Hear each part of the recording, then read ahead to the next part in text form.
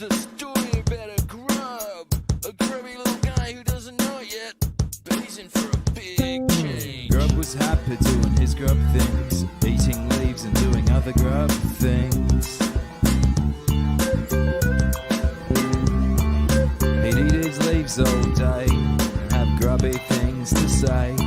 When he was asked to comment on what might be one day, he said, I'll keep doing things my grub way. It's my way from day to day. What may be one day. Till then I'll stick to my grubby way. Grub was happy doing his grub things, eating leaves and doing other grub things. Grub was happy doing his grub things, eating leaves and doing other grub things. Grub went on with the way that took him day to day, thinking things that made him say, what if things worked another and way? He said, I've been doing things my grub way. It's the same old stuff day to day. Perhaps there is another way, so I can change my grubby way. Grub was happy doing his grub things, eating leaves and doing other grub things. Grub was happy doing his grub things, eating leaves and doing other grub things. Grub went on and changed his ways. Woke one day and Grub felt strange. Wrapped himself up and slept for days. Woke up again and he was amazed.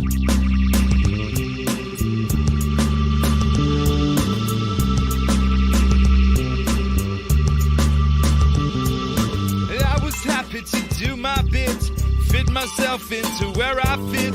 Never knew how free I could be, couldn't tell I could be me. I settled in and I did my thing. Never knew I was gonna, never knew I was gonna grow wings, living my life day to day. Now everyone can hear me say, Grub was happy that he tried new things, so very happy he loved his wings. Recapping tonight's top stories. Grub was happy that he tried new things, so very happy he loved his wings. Back to you in the studio.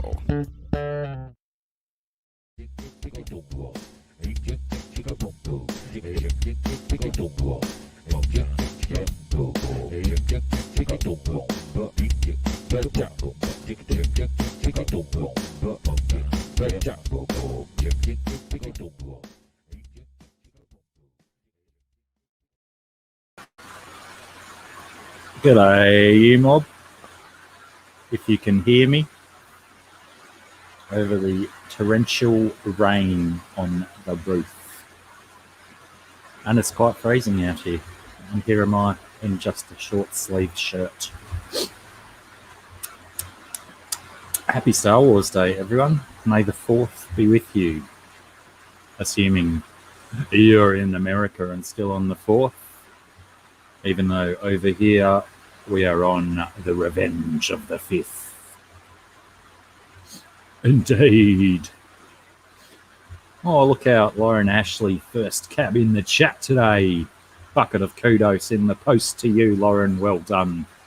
Chewy just missing out on 3 shows in a row, I believe. The previous 2 shows were Chewy's accolades. Collaboration of curiosities. G'day, Adele. Many will be happy to know that I escaped the boot of the car and made it back here. Mary Page, how are you? Good to see you.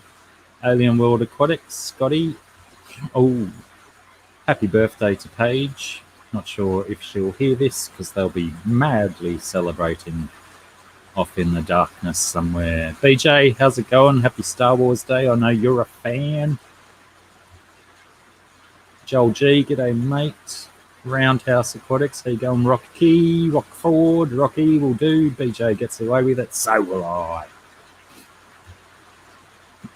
S, how's it going? Yes, we'll have to get into that shortly. The Bad Batch situation. I'm not sure. Is it viewable in the US yet? I watched it last night. It was bloody fantastic. Myrtle Singh, Myrtle. How are you, Mrids? Welcome. And Mickham, bossy ladies. Don't know if we'll get away with it today, Mickham. Of course, Mickham coming in with apparently a theme that was generated for this stream from Bentley's stream. But yeah, we'll see. We'll probably, talk about some bossy lady fish at some stage. Because there's plenty of them around. Yeah, Adele, it's hammering down here as well. I'm not sure if you can pick up the noise of the rain in the microphone, but hopefully it gets lost in my words. Big D, yo, back at yo, sir. Dan Slee, hello, Dan the man. How do you do, sir? Xanadu, do. How's it going? It's been a while. Has it? Maybe. I lose track of who's been in. G'day, Elisa Bentley. How are you? Yeah, I was running a bit behind schedule when I set up today, so I didn't have time to throw a new song together. So I thought I'd scrape a little bit more mileage out of grub. Chevy Fish, how are you, Chevy? Snooze alert. I shall try and keep the conversations dulcet to lure you into a slumber. Whatever that other fancy word is. Somnophilic? Something or other state. Thank you, Mrids. Yeah, I'm always concerned when it's raining on my tin roof. Not only for the noise, but when it does get quite heavy, there's a leaky spot in the roof almost directly above where the electrical hardware sits. Rain and electrics don't go well.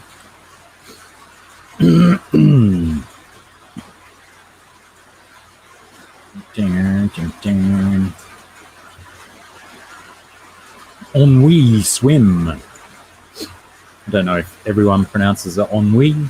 Some say ennui. I'm trying. I know it's like boredom or world weary is the state of ennui. A bored swim. Might have to elucidate their ennui swim. Ennui. French. They've got to make everything sound fancy, don't they? Oh.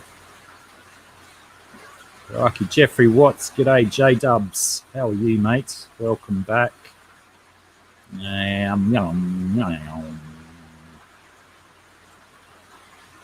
What have you done, Adele? And what's Jesus going to do to help you? Deborah Lewis, how are you? Welcome. Right, that's what the Jesus was about. The boot. That's what a boot's for, isn't it? Putting the crap in. Yeah, I was going to try and get a rewatch in this morning, BJ. It's certainly rewatchable, likely multiple times over. And what was it? An hour and 14 long. Fingers crossed the rest of the episodes are that long, but I reckon we're probably looking at a half hour, maybe back to 22 minutes a pop. But yes, highly recommend it. I don't think Corvus has watched it yet, unless he's watching it as we speak. So we potentially won't be issuing too many spoilers. Si Young Kim. I am not in Queensland. I'm very close. I'm on the far north coast of New South Wales. But yes, as you can probably tell, I'm experiencing the same weather as southeast Queensland is right now. And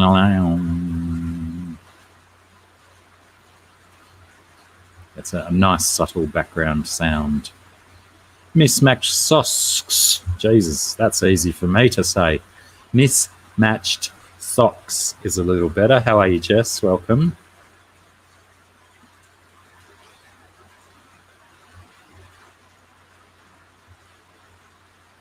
Ooh, brutal. And Terry, how's it going, mate? Welcome. Alan Matthews, g'day, mate. Welcome back. Good to see you. Whoops. That was actually surprising that it took that long for my first Henri swim. I get it, right. Yeah, it was my first big chat jump. So now I've got to scroll back and find out where I was up to. On we swim. I like it. It's good. T-Bones, g'day, mate. How's it going? Zip Gun, how are you? Gotcha. I like it. Good namings. Gotta love a good YouTube name. One that rolls off the tongue nicely, just like collaboration of curiosities. Just don't say it too many times in a row. G'day, Natural Aquariums. How are you? The cow and the cod. Surf and turf, perhaps. Sounds like it. Or reef and beef, whichever one you like.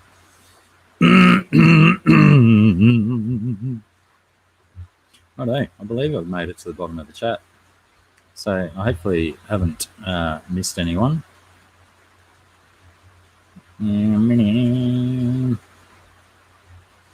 So, I'll get a Tropico. These little green men running around. Let me bring up an extra human to the stream. There she is. Hi. Hello. Can I get my headphones working? Well, the microphone certainly works. Loud and clear. No, can't hear you. Not at all. I don't know why it's not working. Is it plugged into the right hole? Yes. No? Yes?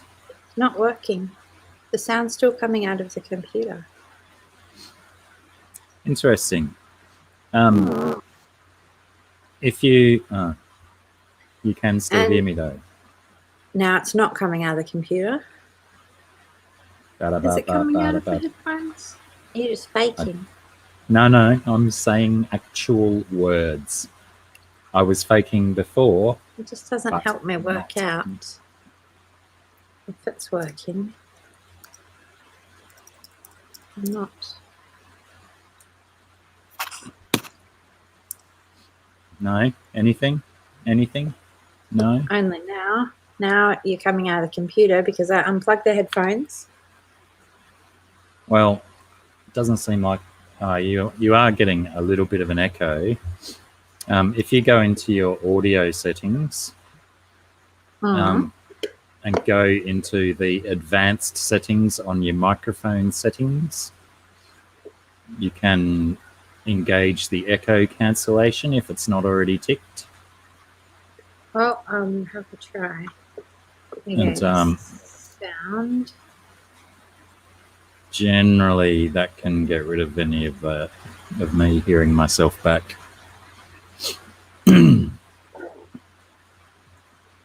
Or you may need to find an alternate set of headphones. G'day, Skipper. How's it going? Fishy Mon. How's it going?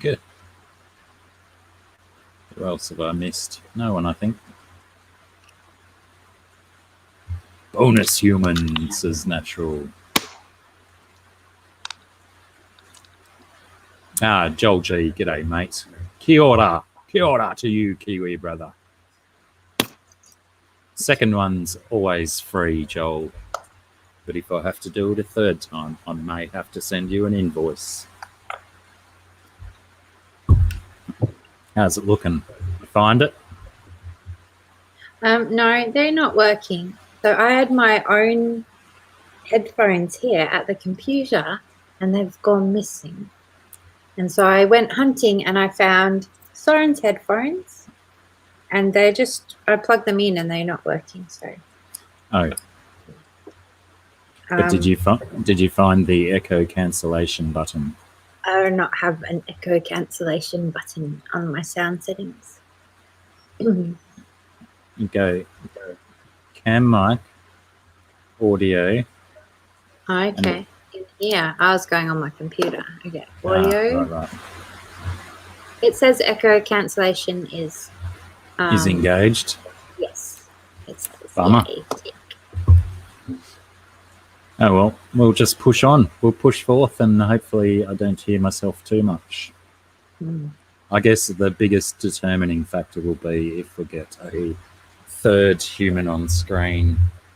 Potentially, that may change things.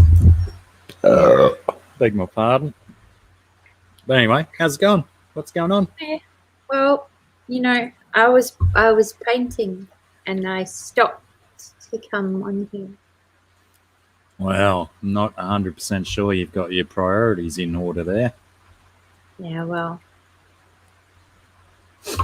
But here you are. What have you been painting? I've been painting. The thing is here. I'll show it to you. It's a like draw this in your style challenge thing that I decided to do, and this is it so far. I'm trying to remember the original one. Was it like that muscly cat type dude? Yeah. He had his full body in the picture. No, I didn't have a body in. Hang on, Yeah. I can probably show you. Of like just on my phone or something. But it will take me a second to find it. G'day GRB. How are you, Glenn? Welcome. Okay. More rain than normally. Probably not. Ah, yeah, that's right. Right. Right. Anyway, that's him. So, yeah. So, I don't have much to do, but I'm gonna fill in all the background. So, and those little ears. Finish those ears off. Are you going to write the words "draw this in your style" on it? Nah. I'm not. Nah. I'm not going to. But yeah. So that's been fun painting this morning. It's very cool. Thanks. What are the squares on its tongue? Were they in the original Little one? acid tabs. Ah, What's that? of course. Of course. I'm so naive when it comes to that kind of stuff. I know, yeah. Yes, I was going to respond to Mika asking about if it's more rain than normally, but based on our last month and a half to 2 months, that's about average, but we have had quite a few days without rain and then started smashing down again at the weekend. I think yesterday was dry, wasn't it? Yeah. Or less rain anyway. But it's probably a good thing that it's raining again because all of my mud was getting dehydrated. And yes, I'm going to keep using that joke as long as it keeps raining. Or even when it's not raining. Indeed. I don't know, Tropico, you could probably just look that up. I think Americans can look at Australian Airbnbs, don't they? I don't even Well, know it's going to depend whereabouts in Australia, and then it's going to depend on the actual place itself, isn't it?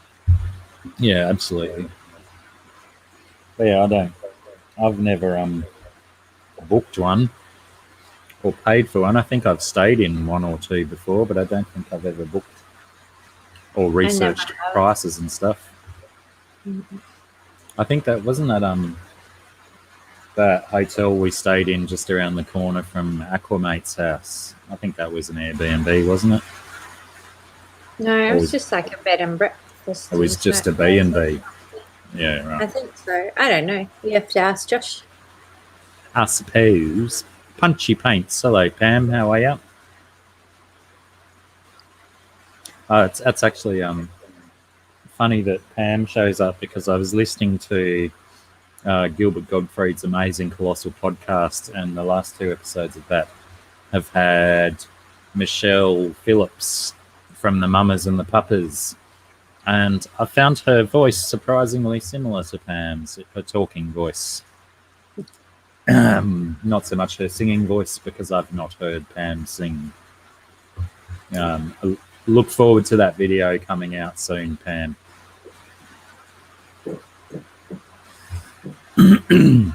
Pam's just arrived, so hold your picture up again for Pam. I know she always enjoys eyeballing the artworks, being a fellow artiste.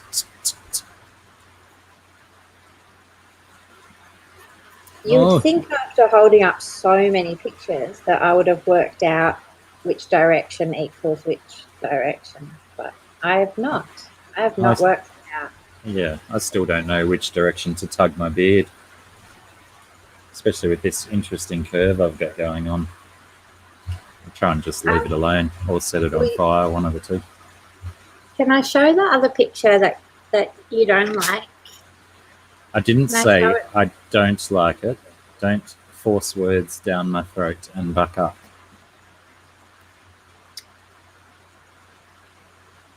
I said, Yeah. I don't love it as much as I love your other ones. That is all. But yes, please do show it. Yeah. I actually put it in a frame because I wanted to see it in a frame, so it's got a frame on it. Yeah. But now that's reflecting.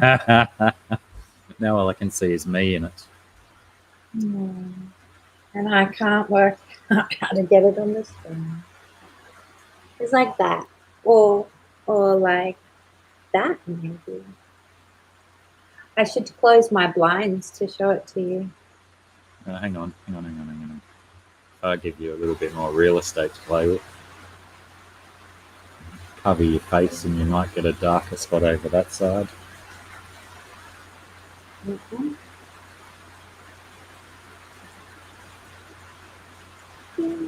Tropico reckons it's a portrait of me. Oh, there you go. You can kind of see it like that. Oh yeah, there you go. Are you still like? Is that the direction it goes in? I don't know. So I painted it in this direction originally, like when I started painting. But then I don't know. I kind of liked it like this. Became a whole different character. Oh, it's so like trippy. Yeah, it G'day, became like a g'day, different Ty. character side.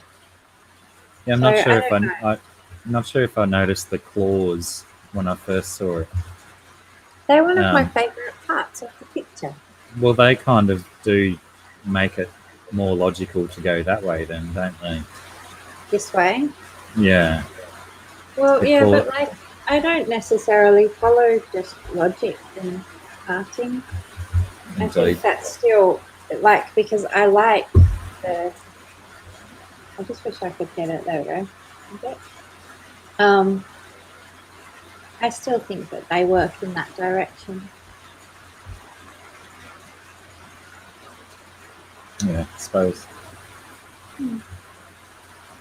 Anyway, I like it, and I enjoyed it, and because it's kind of different to other stuff that I do, but I have a very strong desire to do quite a few more really painty ones. Because, yeah, it's more of a part of me, like there's very defined brush strokes and stuff on it, isn't it? It's because it's in acrylics, and I normally just use watercolors in the So we ink could and do stuff. A little bit more Uh, texture to your picture Yeah, or something. sure. Look at me, sounding like I know art and stuff. And because it's like the paint isn't opaque, like Isn't There's- opaque. well, you know, it's like really solid. Whereas the watercolor, you still get a bit through it. So, yeah. Doesn't that mean acrylic is opaque? Well, it's because this is something that I was just going over. I can't remember what I was reading. And I felt that the use of opaque was like misused, because obviously it is being, you know, less see-through and more solid. But still,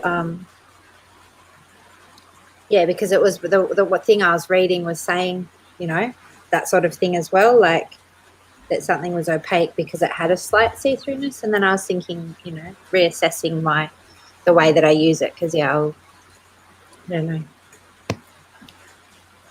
But, yeah, there's, like, no see-through at all. Whereas, like, these ones, you're still getting, like, a semblance of something behind it. Sure. Alan Matthews wasted a Star Wars themed Rickroll earlier where the concept was unknown. Which concept? The concept of Star Wars or the concept of Rickrolling? And I think you're going to have to maybe explain further, Alan, unless you already have in the chat and I didn't see it.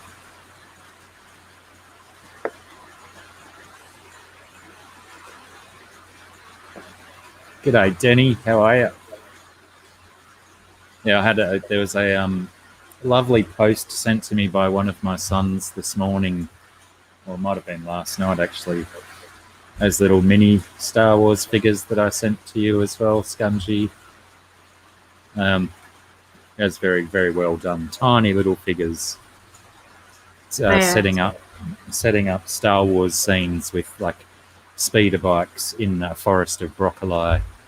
That one was pretty cool. It was pretty cool.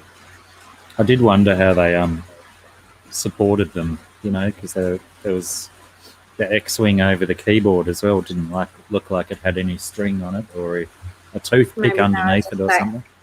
Photoshop. Possibly.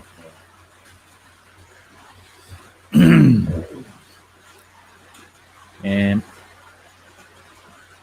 Ty Hunsicker says, sometimes my paint tastes old or avocado-ish. You'd have to be careful. You might want to eat your paint. I try not to get it in my mouth. Not always successfully, but I've somehow managed today to only have a couple of smears on my hands. Only a couple.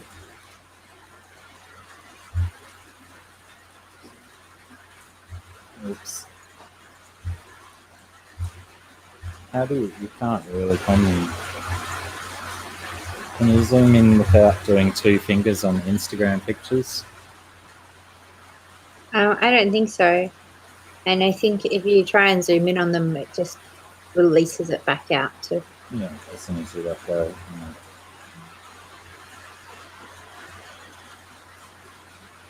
That was a very cool one. Wow, this was one of my favourite ones too. The old fight scene on Mustafar, except it's on a barbecue grill. Very neat. Very, very neat. Don't even know what that one was.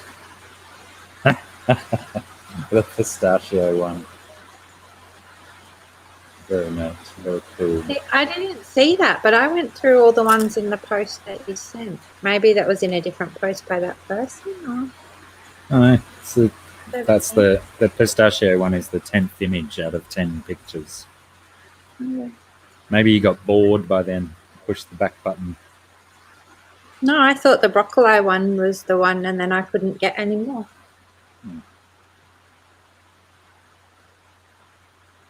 They're very cool. Sure.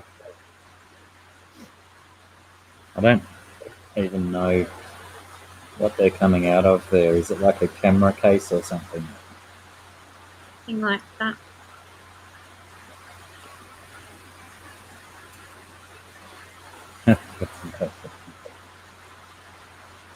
Yeah, I like that one. Very nifty.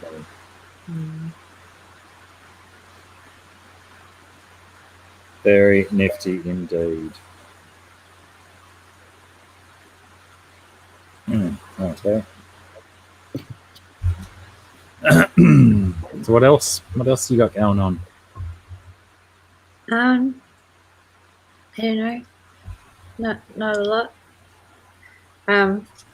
There's probably more art stuff, but I didn't prepare it and bring it here. And yeah, I don't know. There's rain. Oh, I've been able to I've been combing the dog. It's like so insane the amounts of fur that were coming off her, but she's a lot better now.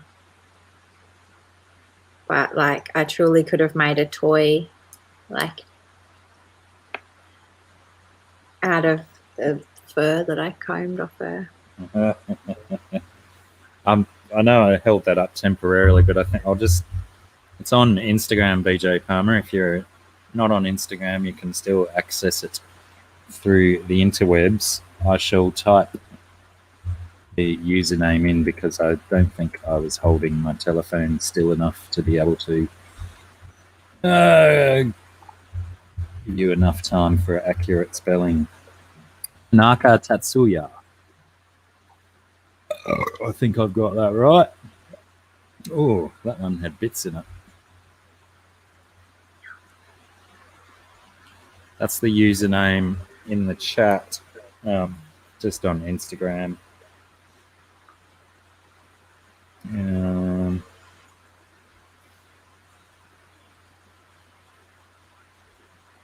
Oh, actually, you know what I could do? Kill a little bit of time, but I can open that chat on the computer and copy and paste. I think bobcats are just as efficient climbers as squirrels, aren't they? Oh, easy. Goodness me. Dios mío.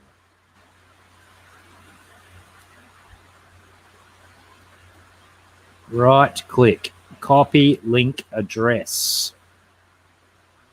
Back over here. Paste in chat. Holy shite. I don't think YouTube will even let that post, will it? Far out. How come I didn't have that many lines in the link? I'm gonna try and post it. No.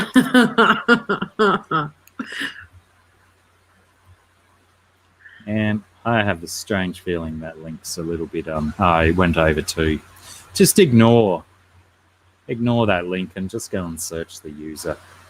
Write it down on a piece of paper and go and find it in your own time, ladies and gentlemen. Yeah, I noticed Riddle. But on my phone, it's like 2 lines. I potentially should It's because you haven't just copied the Instagram link. You've copied the link through the messenger, so it's taking you. It's too convoluted. You could just type out the link really simply with the Instagram.com/ and then put the username. And that will take you there. Ooh. Had a little bit of a computer freeze up then. I don't know if it affected any broadcasty bizzo. And I'll try doing it this way. Copy. And based, oh, did I see a Pipex walk in and a Sky Dancer? Welcome, guys. Welcome. And this guy walked in also. Oh my god! Oh my god! Oh my god! Oh my god! Oh my god! Hold on! I'm not ready. Hold on! I gotta put my pants on. Oh, okay. I actually had them on. Weird. Yeah, it happens. Oh god! I broke my mic. Oh my god! This is all crazy over here. Look out! It sounds like you're having the same kind of start I did. I'm having a wild day over here, dude. Thanks, Mids. I think I did the same thing at the same time. But cheers. Yeah, I sort of I was I didn't do the soundboard today, Mickham, due to the fact that there was rain on the roof, so I figured the background noise was already going to take over. So We're going to do without my awesome sound effects technology today and just deal with it. In the old school? Old school, yeah, we just do this. Yeah. Etc. etc. And it doesn't go for like 79 seconds that way. That's true. That is a good point. Yeah. So did you watch Did you watch Bad Batch yet? Did you watch Bad Batch yet? Batman? Bad Batch? Did I watch Batman? Yeah. Batman Batch? Yeah. You know what? I didn't watch the Bad Batch yet. That's all right, because we have plenty of people in the chat who haven't also. I've watched and listened to like 15 different synopses, so I'm pretty sure I'm going to know exactly everything that's happening when I do watch it. Why would you do that to yourself? I didn't even watch the bloody trailers. Well, because when it comes down to the crazy peripheral characters in Star Wars, and then the Clone Wars, and then which cartoon was accurate to this, and then what change they made to try and fix real errors in the movies. You know what I'm saying? Like, I don't know all of it, because like when it comes down to like the books I read them like so quickly and cursorily. Is that the right word I'm looking for there? Like, I gave them a cursory glance. I was not like taking notes. You know what I mean? It's not like I was working on a psychiatry analysis or something. It's like, oh, I was just reading it because it was fun, and then I read it, and then that's the end now. You know. So I find it quite helpful to watch and hear like synopses from other people that are like wildly engrossed in it, you know? Like, I find that to be helpful. Just as a person, you know, and you know, whether or not that's something that other people enjoy, I don't know. That's like a personal choice that people got to make, but I find it to be really helpful. Yeah, well, I certainly didn't. I didn't have the too much background on a certain character who turned up in the story, who's been in other sections of the Star Wars universe. I didn't necessarily have the full story of his background, but apparently there's a little bit of wavery grey lines. But yeah, apparently you've got to read comics to get the full backstory. Yeah, and that's, you know, that was kind of my big takeaway, was like, gosh, it like, and that's the unfortunate thing, is that it's getting kind of convoluted, which, you know, everybody's been dealing with that with anything that was ever a comic or a sci-fi thing or a whatever, you know, like it's all that way. So, you know, it's like, it's the Star Wars versus Star Trek. But the thing is that I will say that like both of them have the same thing where it's like, these stories don't seem to mesh very well with the other stories that are going on here exactly. Like, you know, it's like Star Trek has the like, yeah, but this is the year 2238. Like, whoop. So that's it. You know, you got to think the other one's like 10 years from later. So, you know, and it seems to me that like one of the big problems with Star Wars is that I think it got too big too quickly. Does that make sense? Have you ever thought of it that way? That like, yeah, certainly. Like they came out with the first movie and it just went so wildly huge that they were like, oh, put out the second movie, you know? And then it's like, well, wait, do we have like a lot of lore around this built up, you know? Because like when the Lord of the Rings came out, it already had like so much lore around it and all these other books and the languages and and all that kind of stuff, right? But I don't think Star Wars had that. I don't think they had like all these crazy, you know, the pathways and whatnot. It's like that's why Palpatine keeps coming back. You know what I mean? It's like why do we keep going back to the same villains? Like stop doing that. You know. Sort of throughout the late 80s and early 90s, and probably through the entire 90s, I think Lucas was just granting license to so many authors, and there were just so many books being written, and that's where the divide between canon and legends came from, was that there were just all these stories. Yeah. But I guess in their minds, they were probably trying to establish lore and stuff without, you know, considering where it was going to be in the future, requiring so many backstories and all that kind of stuff. Right, and trying to figure everything out so it actually does connect. Yeah. Well, it's like, you know, I mean, you know, I've been like super critical of the Solo movie, right? Like, nothing in that movie was even like critically essential for anything, like, or even good, you know? I really enjoyed it. I thought it was a great romp. It was basically a Star Wars romp. It was a great romp that like ruined a bunch of the characters. Like Chewbacca, for instance. Like wait a minute. So Chewbacca was like homies with Yoda at one point, right? And then at some point they had him in a pit because he would eat whatever prisoners they threw down there. And then he was homies with Han Solo because Han Solo apparently just spoke Chewbacca for no reason. Yeah. Unexplained. Right? He picked a little bit up. He just I've been I think that was his that was his explanation. I picked a bit up along the way or something. Very, very odd. The whole thing just ruined characters as far as I'm concerned. It just like what is going on here? Like none of this, you know. Yeah. And sorry, Wookiee. Yes, they spoke Wookiee. Sorry, I spoke inappropriately. Thank you. What did you say? I think I said Chewbacca. Spoke Chewbacca. Yeah, but they spoke Wookiee. It's been an extremely long day today. Chewbaccanese, I think, is the appropriate term. I worked all day. I got up early. I broke the windshield in my truck. Eesh. It's been a weird day, but yeah, you got to bear with me. Now my daughter is crying upstairs like she fell down or something. It does seem like many, many, many hours ago when you did tell me that you were off to work. Mm-hmm. Yeah, I just got home like, I don't know, half an hour ago.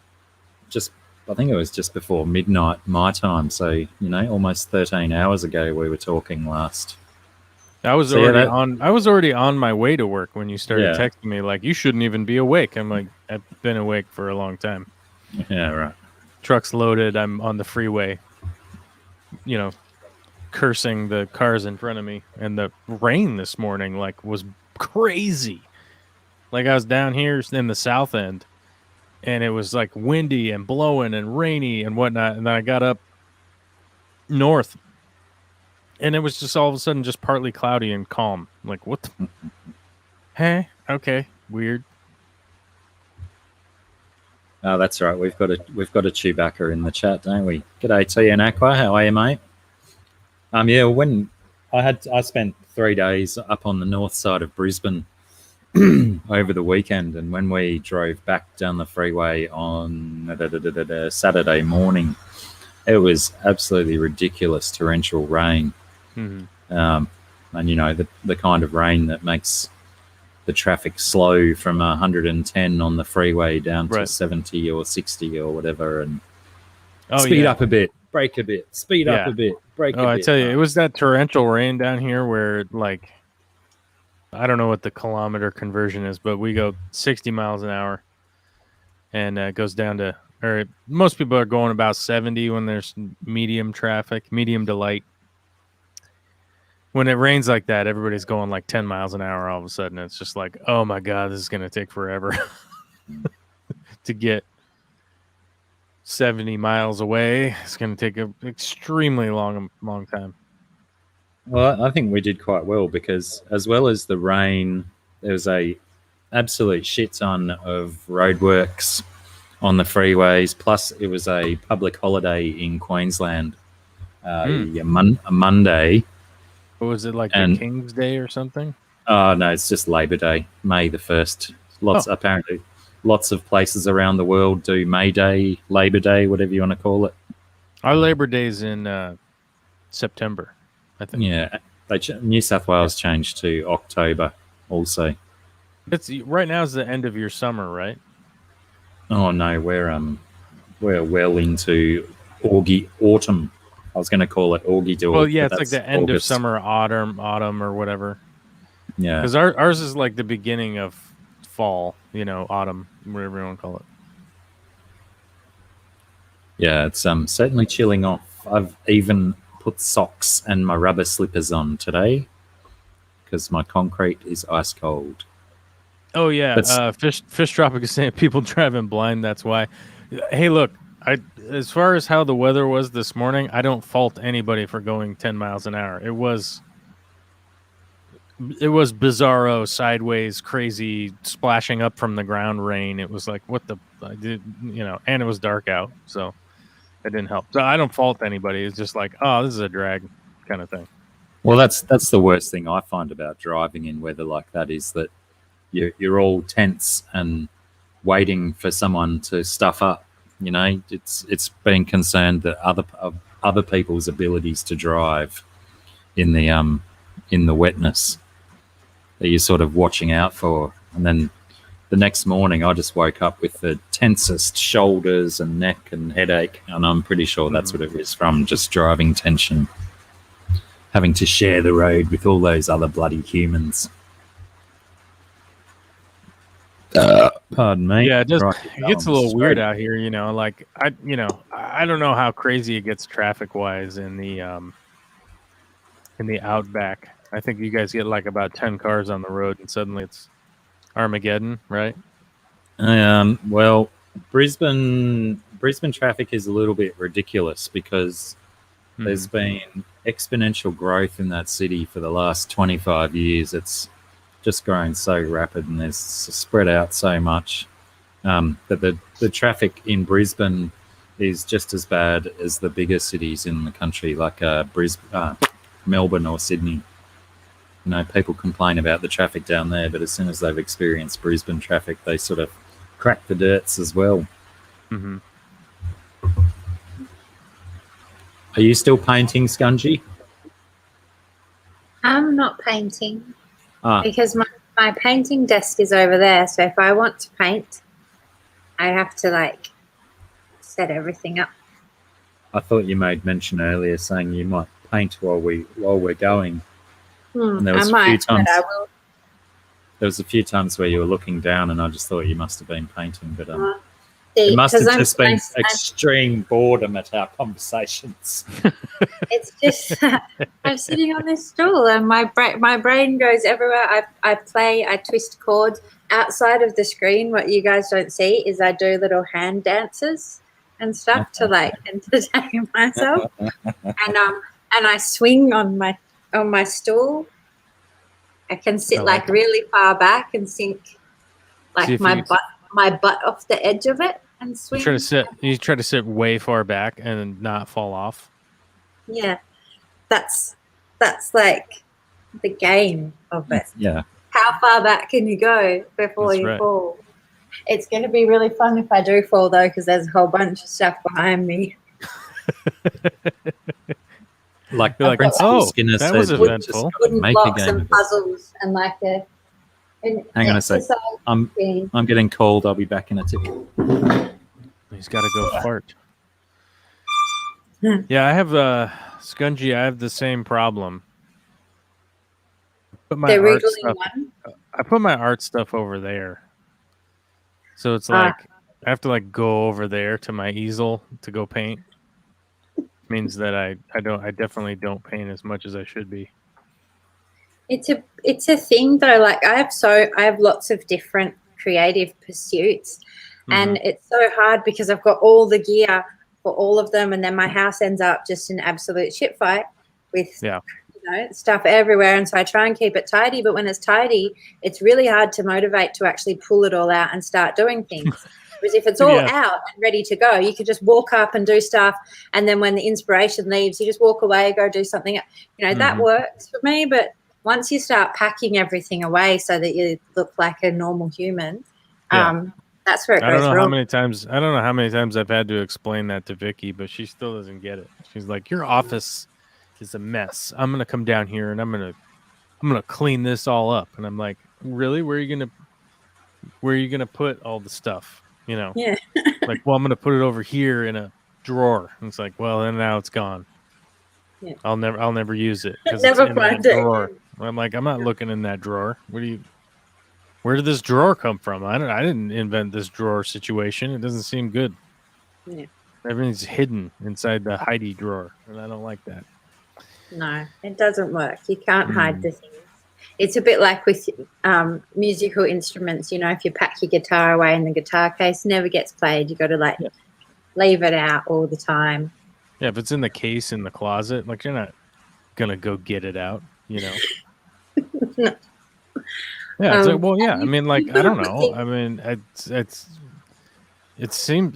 begs to reason as far as I'm concerned, but I don't know. Vicky is just one of those people that's like, everything's got to be organized all the time, and she's always cleaning stuff, and that's just how she is.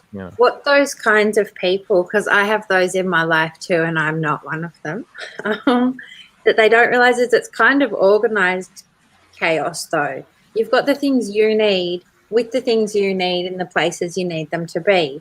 It might not be aesthetic, it might not suit there. And like, I've got weird things. I've got certain cases that have random assortments of things in them, but they belong together for me. Right. So well, I think my issue is trying to relate that like my office is a workspace, right? This isn't the living room where everybody else is like doing stuff. So yeah, the living room, I keep everything clean, I'm going to be up there, going to vacuum, I'm going to dust everything, I'm going to help put the books on the shelves and make sure this is organized and blah, blah, blah, and all that stuff. I don't do any work in the living room. We legit do just like hanging out, playing with our daughter and that kind of stuff. So it's like, yeah, it makes sense to have that tidy and organized and that kind of stuff. But my office is a workspace. Like, this is where I do work. So if everything's just put away and like tidy, it's like, I don't want to get anything out and start doing anything. I'm going to make a mess, and then I'm going to have to clean up the mess, and it's like, well, maybe I'll just watch some Netflix instead. Productive mess. Yeah, exactly. Let's see, since my kids got older, so I'm not really good like you because I have stuff on the dining table and I have stuff in the lounge room and I have stuff in my bedroom, which I share with my kids most of the time as well. And then I've got the desk, and then outside I've got like a work table, and then so it's everywhere. Yeah. It's just everywhere. That's how it goes. Yeah, it's all right. I mean, I don't know how many times Vicky's asked me, like, what's going on with this? What's going on with these paints over here? Because I cap off small cups of mixed paint for a painting that I'm working on. Like, she's like, what are we doing with these? And it's like, you just leave them there. Like, they're just on this little rack thing. You just, like, there's nothing for you to do with them. You just leave them there, and then they're ready. They're on. And then when I don't need them anymore, like, I'll throw them in the garbage. It's like, yeah, but what are we gonna do with them? It's a mess. There's all these paints over here. It's like, well, I don't, it's not done yet. So you can't put the mix paint away because I'll never make that color ever again. I'm never going to match that color, Yeah,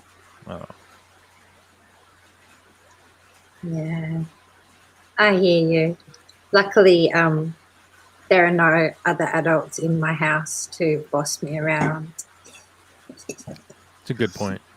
It's a valid point. It may be to my own detriment because then I'm also the only adult responsible for maintaining the house. True. So, I just need to get a bigger workshop. That's all I'm saying. Mm. My plan is I just got to get a bigger workshop.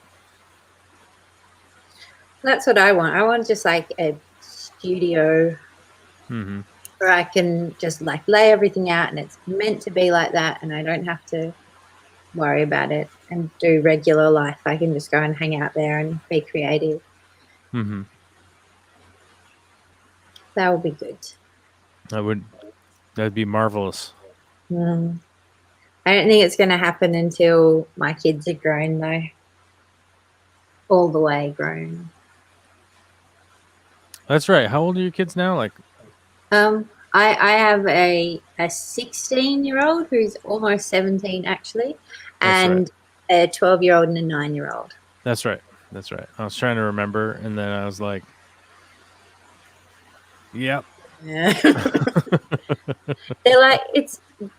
They're past that, baby stage where they get into things and need constant supervision and stuff like that, which is it's a real relief. But then it's emotional then for me anyway, because I start mourning the babies that they were and that they're like never going to be babies again.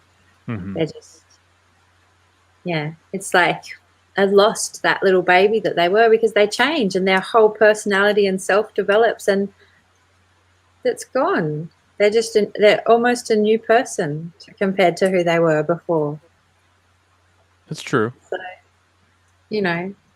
it's like all this beautiful stuff as you watch them develop into their own self and, it's amazing and you're happy for them and that's what human beings are meant to do. But, at least for me as, that mum, and I just spent so much time with my babies. It's really hard letting that go. It's a good point. Yeah. Even though when they were little, I just would have given anything to have, a couple of hours to paint and not have anyone crawling on me or needing anything from me. But now I would kind of like to hold that little baby again that they used to be. Yeah. I don't know. I mean, Olivia's moving around and doing stuff and all that. I think it's a marked improvement from the baby form. I mean, I get it. Yeah. The baby form is great. Like, I get it. But also I'm like, she's like 2.5. That's pretty wild. Oh, but that's when they get so delicious from that 2.5 to about 4.5, where they're not such little babies and they're communicating but just as little miniature people and the way that their brains work. Yeah, it's all wacky. Really delightful. Yeah. It's good. It's good times. Yeah, just about everything she comes up with is totally wild. Oh, I used to wish so much. I didn't have the facility to do it at the time, but I wanted to record my kids when they would tell me stories, and then I wanted to do little animations of the story that they were telling. Oh, because some of them were just so wild. Mm-hmm. Just be standing there listening, going, "I want to keep this forever," and I can't even remember. I just know they were good. Yeah. Can't remember them verbatim. That's it. But I didn't start missing those little selves that they were until my oldest son was about 15. Oh, okay. So it took they grew out of the baby stage, and it took a long time before it really sunk in to me, like how much he had really grown and changed. Mm-hmm. And yeah, and then I missed him when he was cute and small, and when he needed me a bit more, you know. Yeah, I had like the day I remember, like when I realized that he would like not ever sleep in my bed and like anymore, and I couldn't like just cuddle him all night anymore ever again. Like that's not going to happen again. And that was a real moment for me to realize that you know, that they didn't that need you beautiful anymore. thing. Sorry? That they didn't need you exclusively anymore. Yeah, but that just we wouldn't have quite that like same intimacy of the relationship, you know,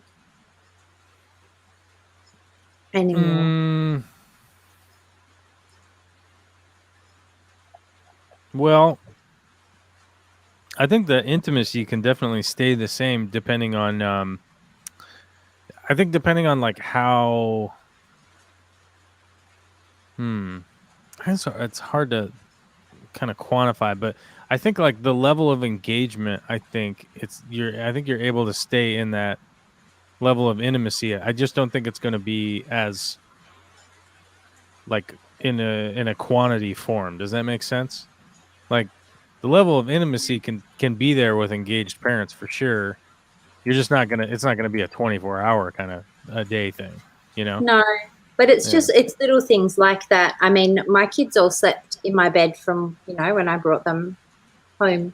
Oh yeah. I had babies in bed with me, and Mm-hmm. still I share my bed with my kids now, but not with my eldest one. And so it's that sort of thing where, like, as he's growing into a young man, it's it's weird for him to sleep in bed with his mum, snuggling in the night. Those sorts of little things that I accept that's not, it's not the same as what you can do when you've got a little baby. But, we still have a really good relationship, and we still get to spend lots of quality time together. And, and I love so much, like, just the person who he's become and all of the things, as he's growing into a young adult. It's beautiful to see. Yeah. It's just a process, I guess. That's true. That's true. It's a weird process. It's like it doesn't make a whole lot of sense. It's just a bizarro process of like, oh, this person's like older now, and I don't know what that means because I've been here the whole time, and it just seems to like, huh? Like, what the hell? What's going on here? It's a definite mystery side of it, Yeah. Which is weird. Which is weird to deal with, I think, realistically. It is.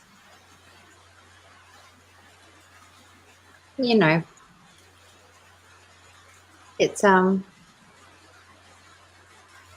one of the things that they say, in parenting, that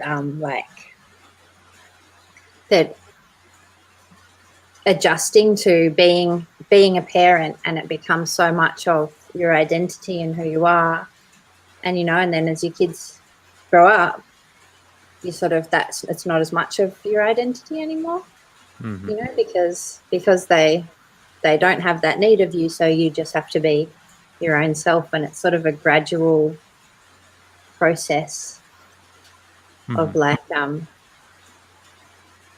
refinding out who because you adjust who you are to being parent, and then you're slowly adjusting it as they grow. Yeah, it's a weird thing. I'm glad that I got at least Olivia seems to have pretty good family around her. That's her grandma and grandpa. That's hopefully going to be a big dynamic. Like in a good way for the rest of her days. to help maintain that sort of stability thing throughout her growing up here. So, are you planning to have more kids, or are you just gonna have one? I don't know. I think I don't know. I don't know if we're gonna have more. We're like geriatric parents, so as they say. Well, it's a thing that they say. I think after 35, they call it a geriatric pregnancy. Mm-hmm. But it sounds very elderly. Well, that's what it means, basically, right? Geriatric parents. Like, what are you guys? What are you old timers doing over here? What's going on? We didn't think that you'd be able to make babies. You're so old. It's like, huh? How rude, But, yeah, I mean, I think we're open to another kid, but we'll see. We'll see what happens. Yeah. We shall see. Right? That's how that works.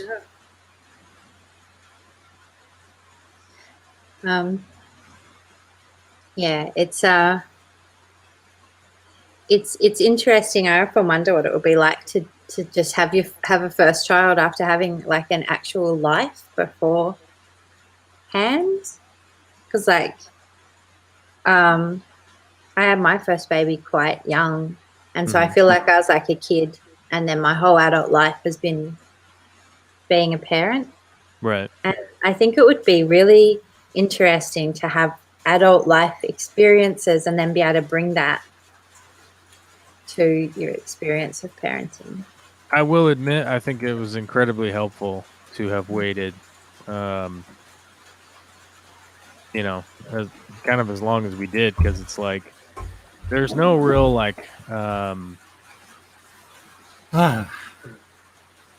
there's no real question that it's been better overall for Olivia and for us too, realistically,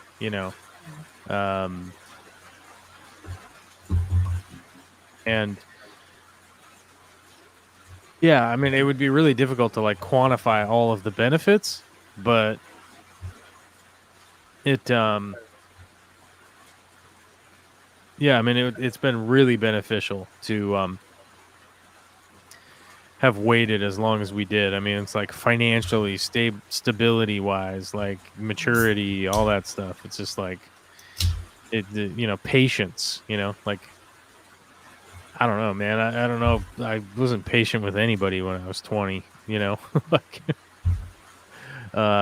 So that kind of stuff, I think, has been pretty darn vital, and beneficial to her and her development and everything. So I can't imagine what it would have been like, had we had Olivia 20 years ago or something, because it would have just been, I think, incredibly chaotic for her, just as like a little person to have been in that situation versus situation that she's been in now, Sorry for my absence there, people.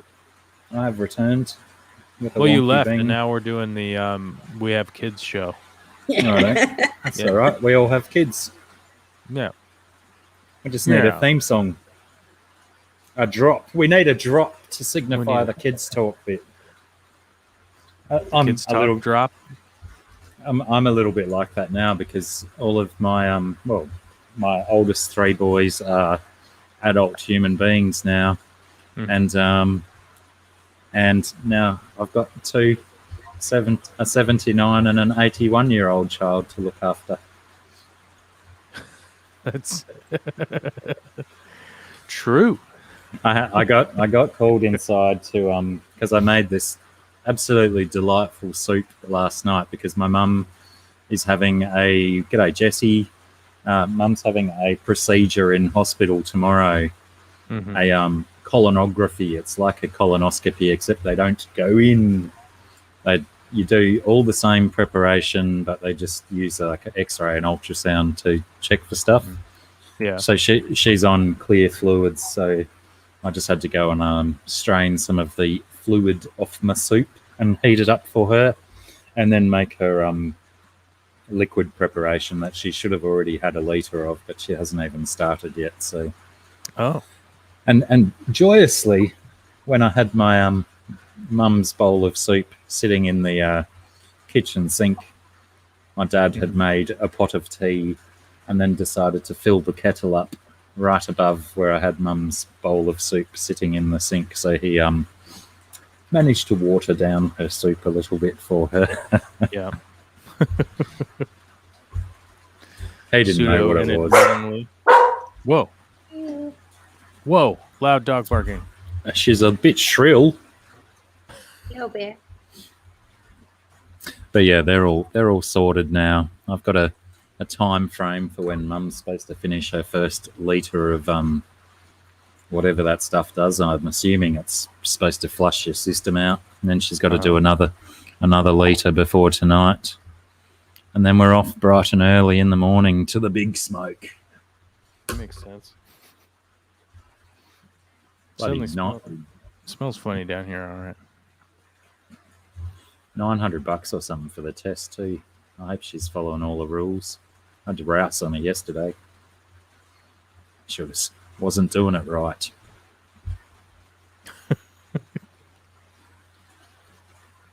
Well, you know, sometimes people are not all that excited for the the old colon of what's to come. The old colon tests, you know. Yeah, I think Mum was quite relieved that she doesn't have to go through the full colonoscopy again. But yeah, it's still an ordeal going, like, you know, by tomorrow morning she's going to be starving because she hasn't had any proper food for 2 days. Mm-hmm. So, you know, a little bit of soup will be good for nutrition, but it doesn't take long for her to fade to almost asleep and stuff. So tomorrow morning, I feel, will be quite challenging. It takes an especially strange kind of person to be excited for colon tests, you know. You gotta be kind of out there if you're excited for it, you know, realistically. Potentially, yeah. I'd like to watch, you know, if they're putting a camera up my date, I'd like to watch the show as well. See what's going on up there. Touch wood, might probably have to wait quite a few years before I'll have to experience one of those.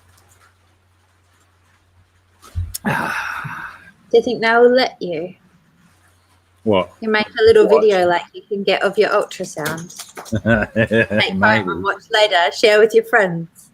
I think you can. You can post it up on YouTube. I think they don't. When you go for a colonoscopy, I think they do like twilight sedation or something. They might even put some people all the way under. I'd be like, nah, let's just do it live. Let's go. See what we're made of.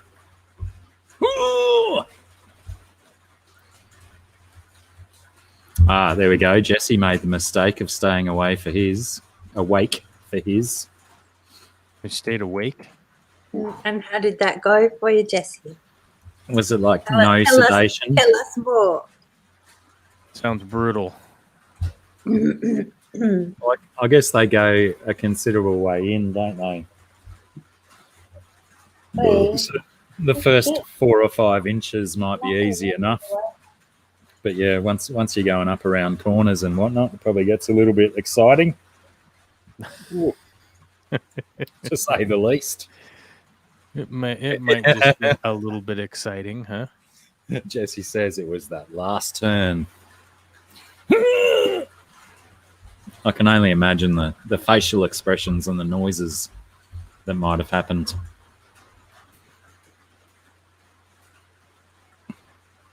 What else did I miss while I was gone? Did I miss anyone? Oh, it seems that I've missed a lot of people leaving.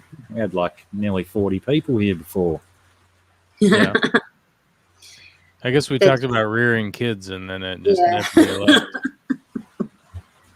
That was the no. people's turning point, you reckon? Defo. I don't want to hear about children. They're the worst. I guess. I mean, So how's your production videos coming along, Corby? which ones? I don't know. You're referencing in your live streams and whatnot that you're making. You want to produce videos instead of just churning out nonsense. It's coming along. I mean, I'm kind of gearing up to start putting out a bunch of stuff, and things are coming along. It's unfortunately one of those. It's unfortunately like a process that's kind of weird to deal with. You know what I mean? Like, does that make sense? Yeah. It's sort of like, hey, have I followed the way I'm supposed to be doing this? I don't know, because I used to do it this way, and then that was not coming out with that good of a result. So maybe I should try doing it a different way, huh? You know? So you've got to completely reinvent that way for yourself, sort of thing. Yeah. So I mean, I would say overall, I'm pretty happy with a lot of the stuff that I'm doing, but you know, like just everything is a process always, you know. So we'll see how it goes from here. And I know when I was in your live stream in the chat yesterday, there was a question from one of the viewers asking if they became what was it? A producer? Is that? Yeah, that's your level, isn't it? Producer level. If they became producer for just 1 month, do they get to request a video? And you told them that they could. Did that person sign up? I don't think so. I'd have to check. Let me look. Not as of like this morning or whatever. That was many hours ago. So who knows? Yeah, I got the impression that person had an idea seriously stewing in their head that they would, you know, felt it was worth the money to get you onto ASAP. They have not. Damn them to heck and back. Damn them straight to hell, you dirty apes.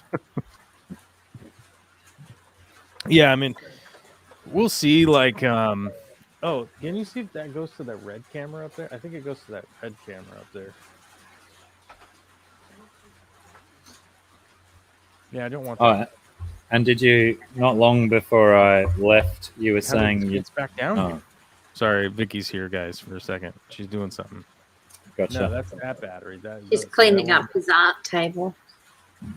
Yeah, She's she's tidying everything. I won't never be able to find anything. I'll never get any work done. What? That you're tidying everything? I mean, if I did, it's not a lie or anything. You do. So what would be the problem if I had? It might go to that black camera right there. I think that one. Maybe. Maybe not. I don't know.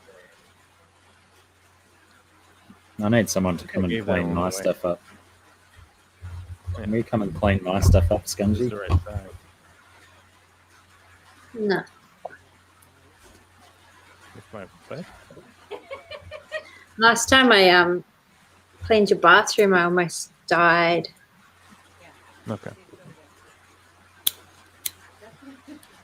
And I don't think you've cleaned it since then. I certainly have. You're Didn't so clean fun. anything. My biggest problem with my bathroom since I You cleaned his bathroom? Oh my god. I cleaned his bathroom like full proper. He claims to have cleaned it since then, but he hasn't. That's a lie. He may have moved a couple of things. no, I He clean may it. have scrubbed his own poo off the toilet once or twice, but I keep a very clean toilet, thank you.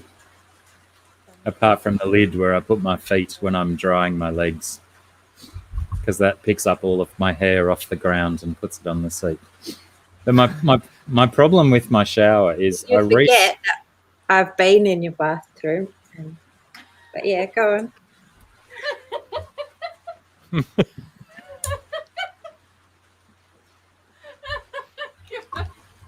What are you doing over there? I can relate.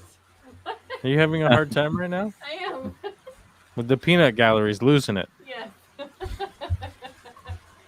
The problem I have with my shower area that I'm pretty sure is what Sarah's talking about is that I am fairly certain that I have a leak behind my tile wall, whether it's water coming in through the garage roof or a leak in my water pipes. One of my solutions to thinking that I was dealing with the leak, because I thought it was the water from the shower leaking out of the shower onto my carpet outside, I siliconed the absolute fuck out of the bottom of the shower. And everywhere that I've siliconed, there's like black mold growing behind the silicon. So you can't clean the mold from behind silicon. I have repaired that many times. So I'm almost at the stage now where I'm going to cut all of the silicon back out and potentially pull all the tiles off the wall to try and find out where this leak is so I can fix it. I probably should investigate the roof before I go ripping tiles out of the shower, though. Probably. You want to see where that water's coming from. That's important. That's an important factor to know. I want to rip out all the carpet in my room as well, because it's just dust magnet. No, it's a dust maker. So much dust in there from that shitty old carpet.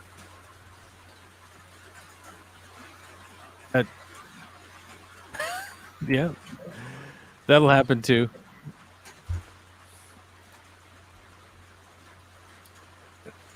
Just burn it down, start over.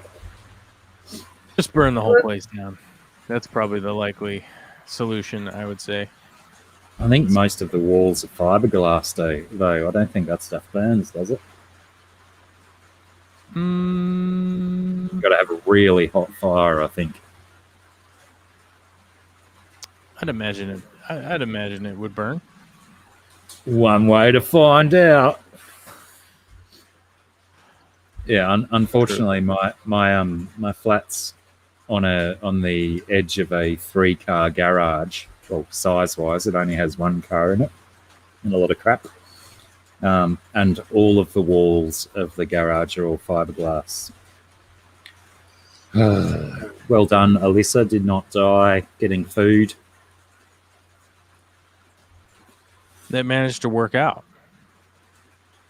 Well, she was quite concerned that she might have died on the way to get food, but she did promise that she would be back if she did not die, and she's come good. She's come good to her word, on her word.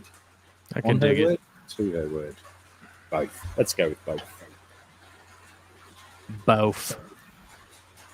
Both. Both. What else? Someone mentioned Invincible before. How good's that going?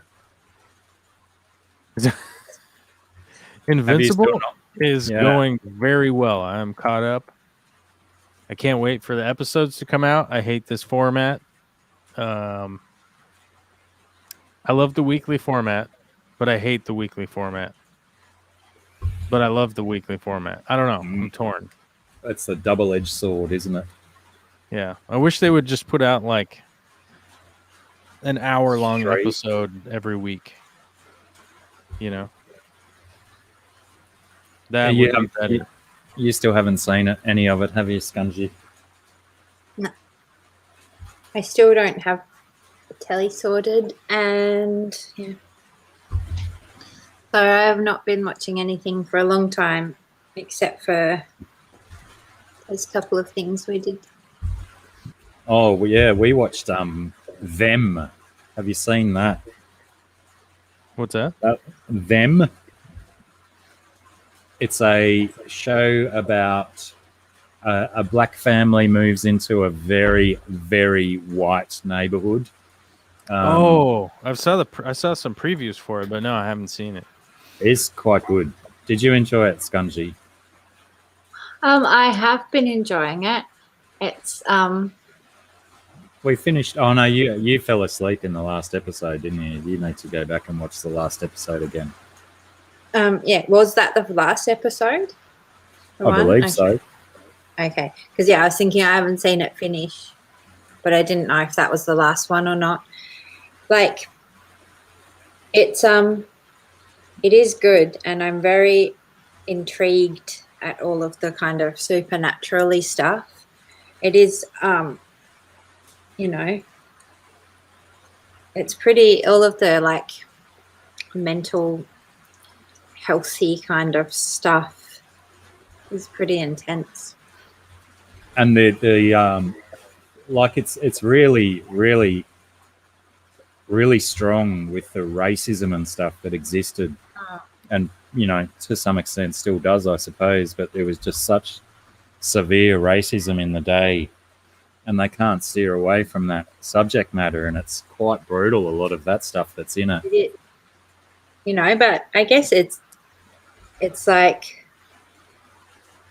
it's really interesting the way that they have put together that stuff, which is like really real and stuff that people have had to face, like real, and then they put it together with this sort of like that there's some sort of supernatural thing involved in it as well, because we sort of watch things with that thing of, oh, this is, a supernatural events taking place, but then this other side that's actually this really real stuff, and it makes it quite powerful. Yeah, that's a very good descriptive word for it. Well, No, it's definitely a very powerful show. And there's certainly more than one supernatural element to it. Hopefully that's not a spoiler. yeah, I'm interested in seeing. It looked like there certainly was some supernatural stuff going on in there. There definitely is. All right. It's just that they've put it together really well, the scariness of that, along with all the intensity of the real stuff. Yeah. It's just they've done it really well, I think. It looked all horror show, like it was going to freak me out. Was it going to freak me out? There's certainly bits that will, yeah. I still found the extreme racism was the scariest part of it. It's definitely the scariest.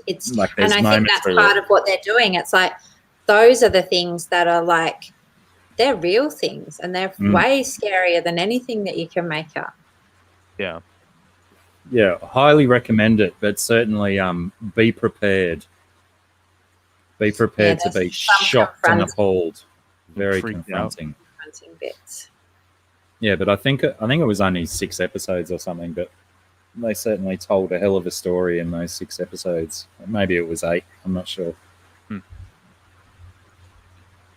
Oh, so it's like kind of a limited run thing to see if it does well. Well, I don't think there's really a need to go further. Like, it seems like it might have been based on a book or something, or just here's this story. There's too much story to tell in a movie, so let's make it 6 44-minute episodes and really go nice and deep into it. That makes sense. Oh, what's going on? We've got in the chat. We've got talk about Big Tank Hank. Is it? What's going on? GRB is saying, I think Big Tank Hank is losing his house. Damn. He's losing his house. What? Why? What's going on? Not 100% sure. I would imagine that potentially he hasn't gone into too much detail online about it. He's a good man, Hank. I did his In the Den with Hank live stream a few months, I don't know when, a couple of months ago. It was good fun. I thought I was going to be original and be the only person who realised that he was his name was based on Big Bank Hank from the Sugar Hill Gang. But, apparently other people have heard of the Sugar Hill Gang as well, not just me.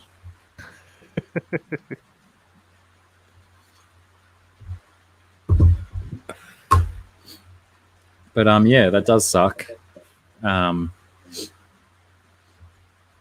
chuck a GRB if you've got a link for that GoFundMe. Put it in here for sure. There's 22 of us. There's got to be at least one person who's generous. Excuse me. Jesus. I've got burps for days to donate to Big Tank Inc. Unfortunately, they don't exchange as well as Bitcoin. True. Oh, maybe I could start selling my burps as NFTs. It's possible. It seems to be that people are buying those, and I don't rightly know why they're buying them. Yeah. I guess they think there's value there. I don't know. That does not seem to be a value item. I think it's just a dick measuring competition. Look at this intangible object that I don't really have that I spent all of this money on. Yeah, look at this thing. It's the new fancy Mercedes or McLaren or something. Oh, nice one, GRB. Thank you. What did S tell us? Were you telling us about NFTs, S? Oh, I've got to be careful with that, don't I? Because we're 10 seconds behind the chat. Whoa. Burns.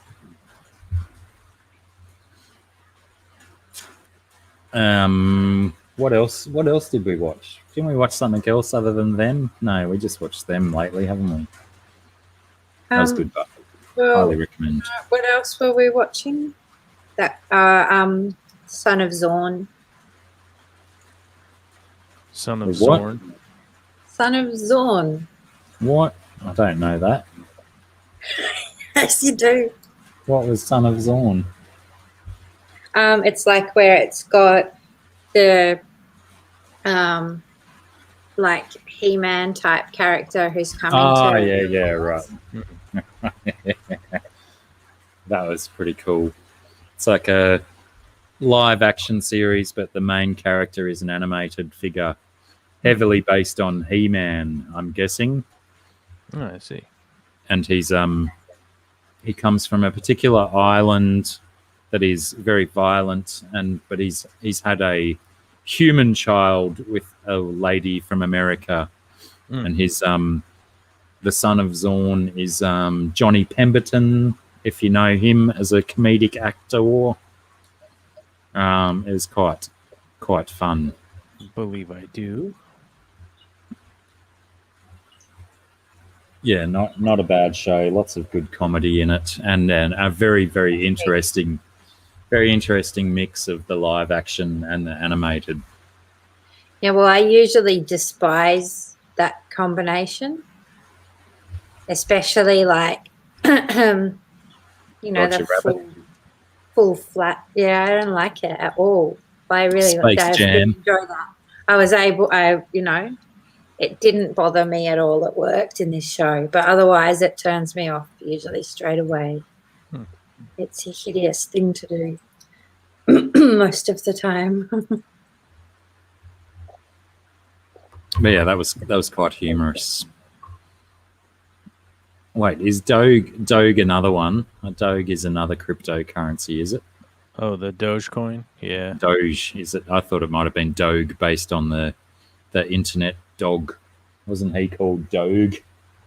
Yeah. It's based on the dog. But people say Doge, some people say Dogie, some people say Doge, But so Not does really a anyone real know word. about, because the NFTs, one of the things about them is that they're this terrible for the environment, right? The amount of power that it takes. Well, that's crypto coin. Your cryptocurrencies. And so that's the case for like all of your cryptocurrency stuff, because it seems like in a world where we're sort of, starting to go, whoa, all these, things about how much power we're using and, environmental things for that to be when something's taking off, that's, I don't know. Well, yeah, I mean, it's pretty clear from the analysis that crypto coin is monumentally terrible for the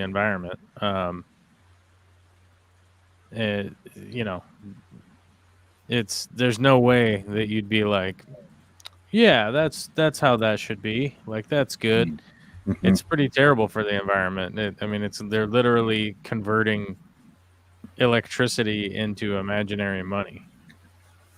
And that's all. That's the claim, isn't it? That it's just to mine your cryptocurrency uses up all this extra electricity that you wouldn't normally be using. Yeah. Well, it's not really the claim. It's just a fact.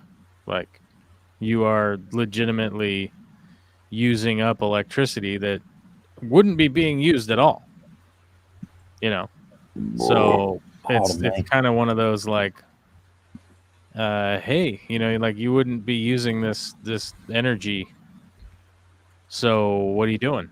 Kind of thing. And it's like, well, I'm just using up all this electricity to make my money, because I got to make my money.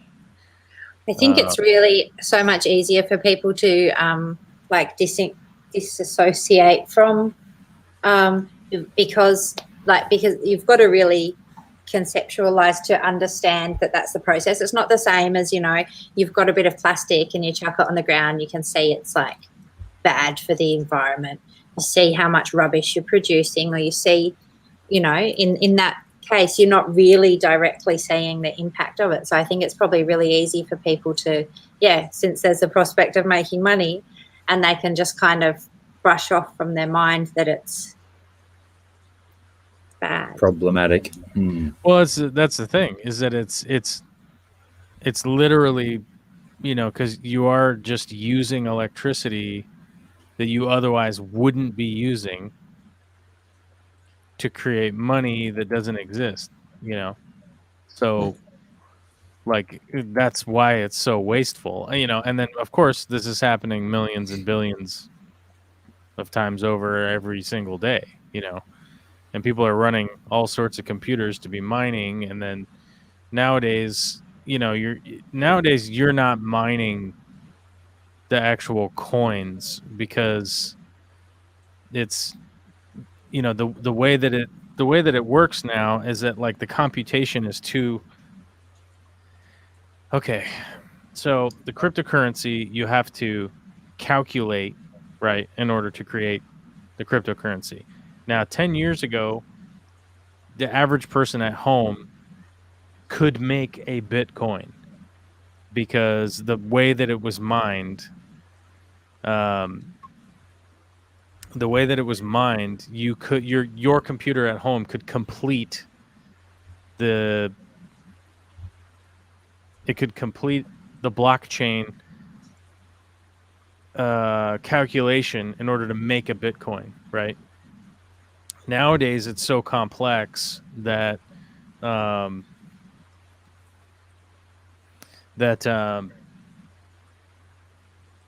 you're going to have to be lumped in with a bunch of other people that are computing, and then hopefully you're in the group that completes one of the coins, right? So you have a ton of people just running their computers to compute to make the Bitcoin, and they have farms like all over the place. So like, one of the areas that I live in, so I live in Washington State. Now, if you drive like 200 miles from where I'm at, you'll end up in a city that's called Wenatchee, that has the cheapest electricity per kilowatt hour in all of the United States, right? So you can actually go out there and you can find people that just have thousands of computers set up mining Bitcoin, and they're just using electricity. That's all that they're doing, creating heat and using electricity to make the Bitcoin, right? And they otherwise wouldn't be doing that.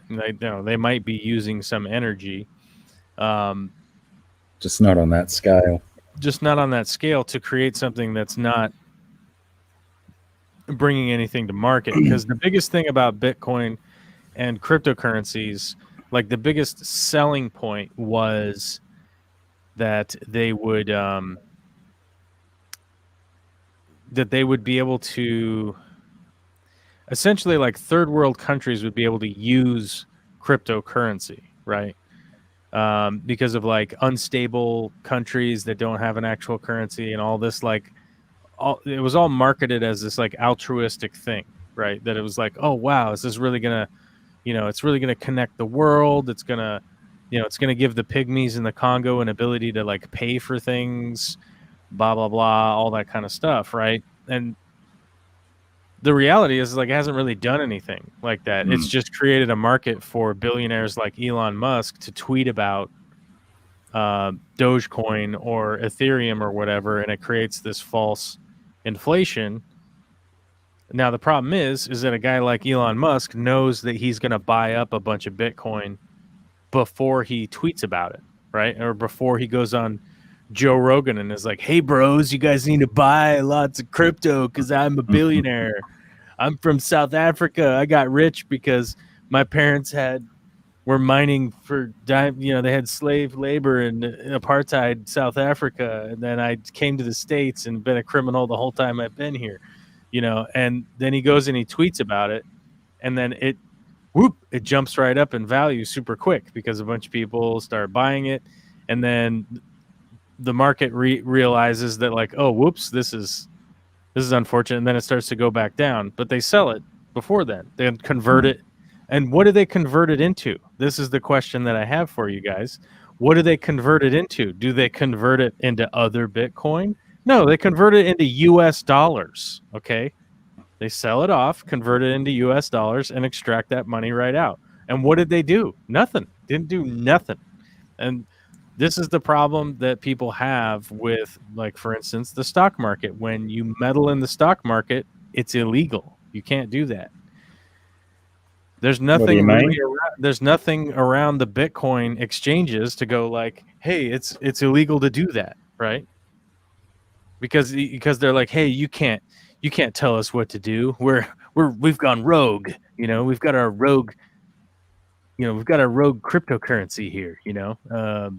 We get to do whatever we want. It's the wild, wild west. And, the problem is like, who loses out, right? It's the little guy who spent $1,000 or $1,500 of their rent money because they thought, oh, wow, I'll get like a real return on my investment here.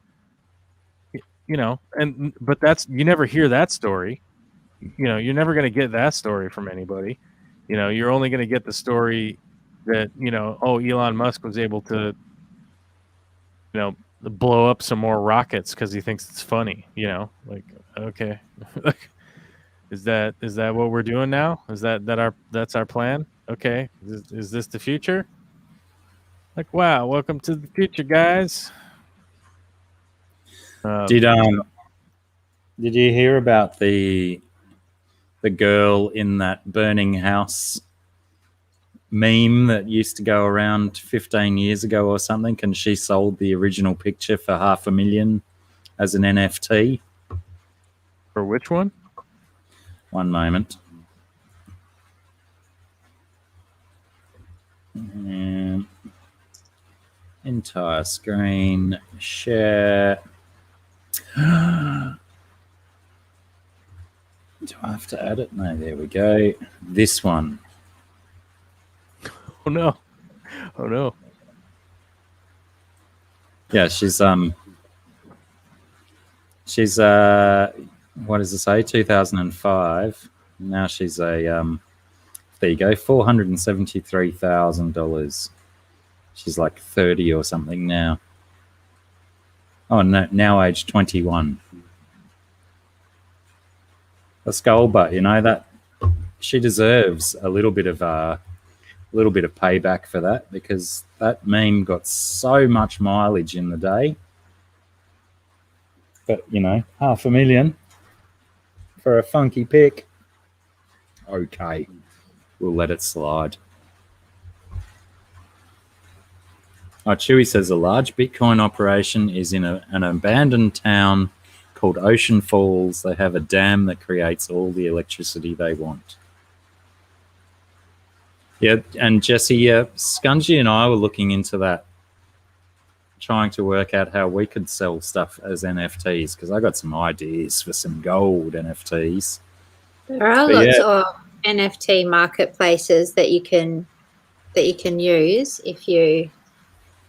I just am not sure whether to make one you have to go through that, or if you'd be capable of doing it, you know, without the going through the Well, help the that way they I, have in the marketplace. But I'm really torn about whether or not I want to participate in it.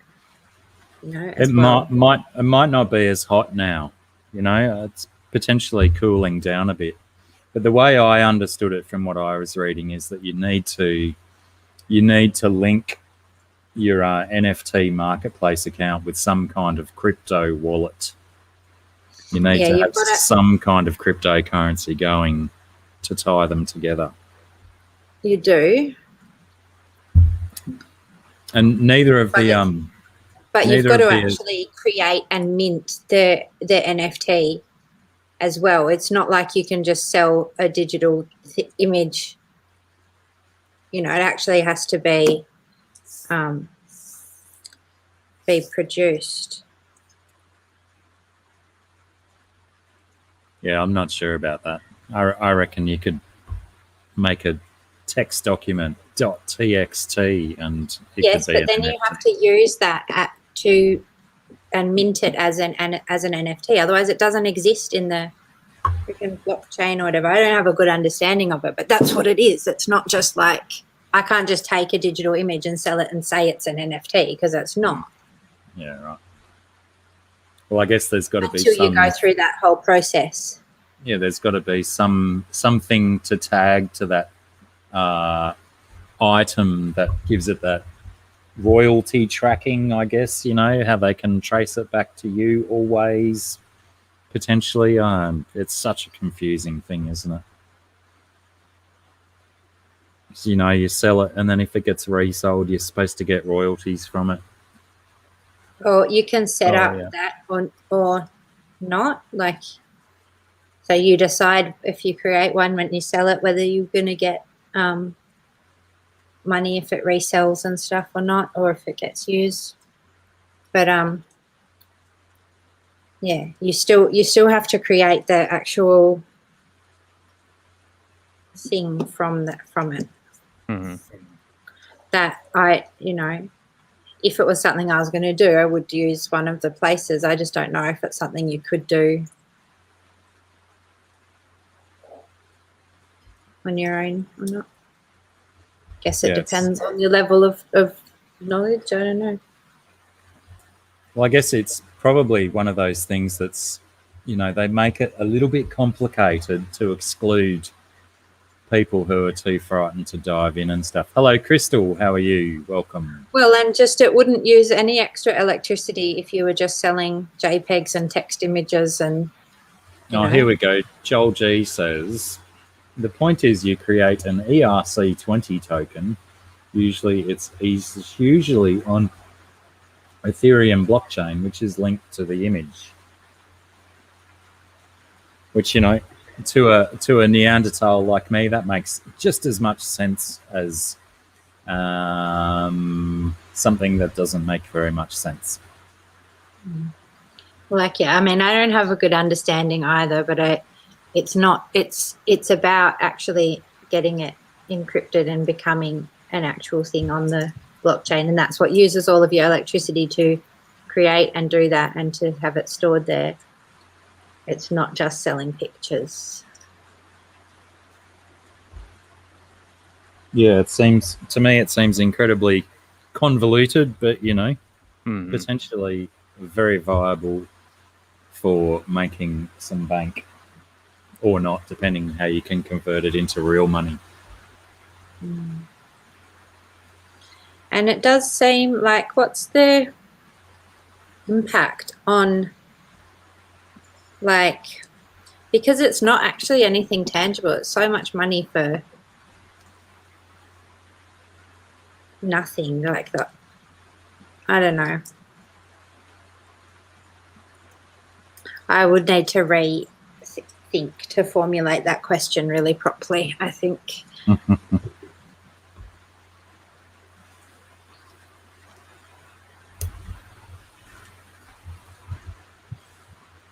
Oh, what time we got? 2:04 p.m. on the Revenge of the Fifth. May the fourth be with you, right? Yeah, well, I believe that was almost the first thing that I said on the stream today, because you guys are all still on the fourth over there. Mm-hmm. And I was a little like when I turned on Disney yesterday. I was expecting to see heaps of new Star Wars stuff, but there was less than 40 minutes of new Star Wars stuff on the Disney. But some of it was quite good. I'm gonna go. I think it's just it is 2, so I don't have a lot of time before end of school and stuff, and I might go paint my painting over at my other desk and stuff.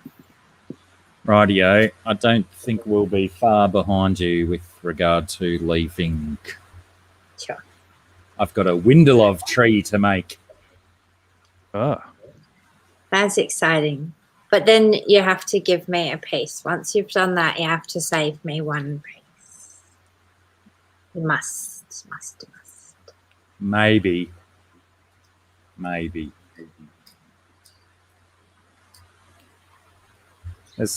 There'll be plenty of cuttings for the future. If it works. I'll just leave my main piece where it is so it keeps growing in case I mess up all of the cuttings I've taken.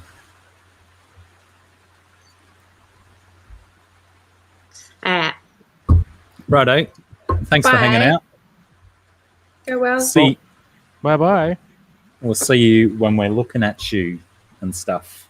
Mm-hmm. And then there were 2. And then there was 2. 2 nerds talking about whatever. Windelov. Star Wars. Windelov. Are you familiar with Windelov? You must have grown some Windelov in your time. Yeah, I've got quite a bit of it, actually. Oh, well, you're probably a good person to ask, because some of my cuttings have not generated rootstock yet. Oh, g'day, Backwards Fish Room. How are you? Do you reckon if the pieces of Windelov that have not generated roots yet, if they're glued very, very delicately on the edge or something to the wood, that they'll still, like the glue won't prevent them from rooting?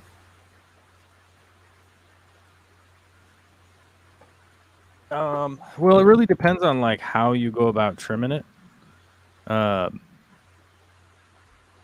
Because it's all going to interact.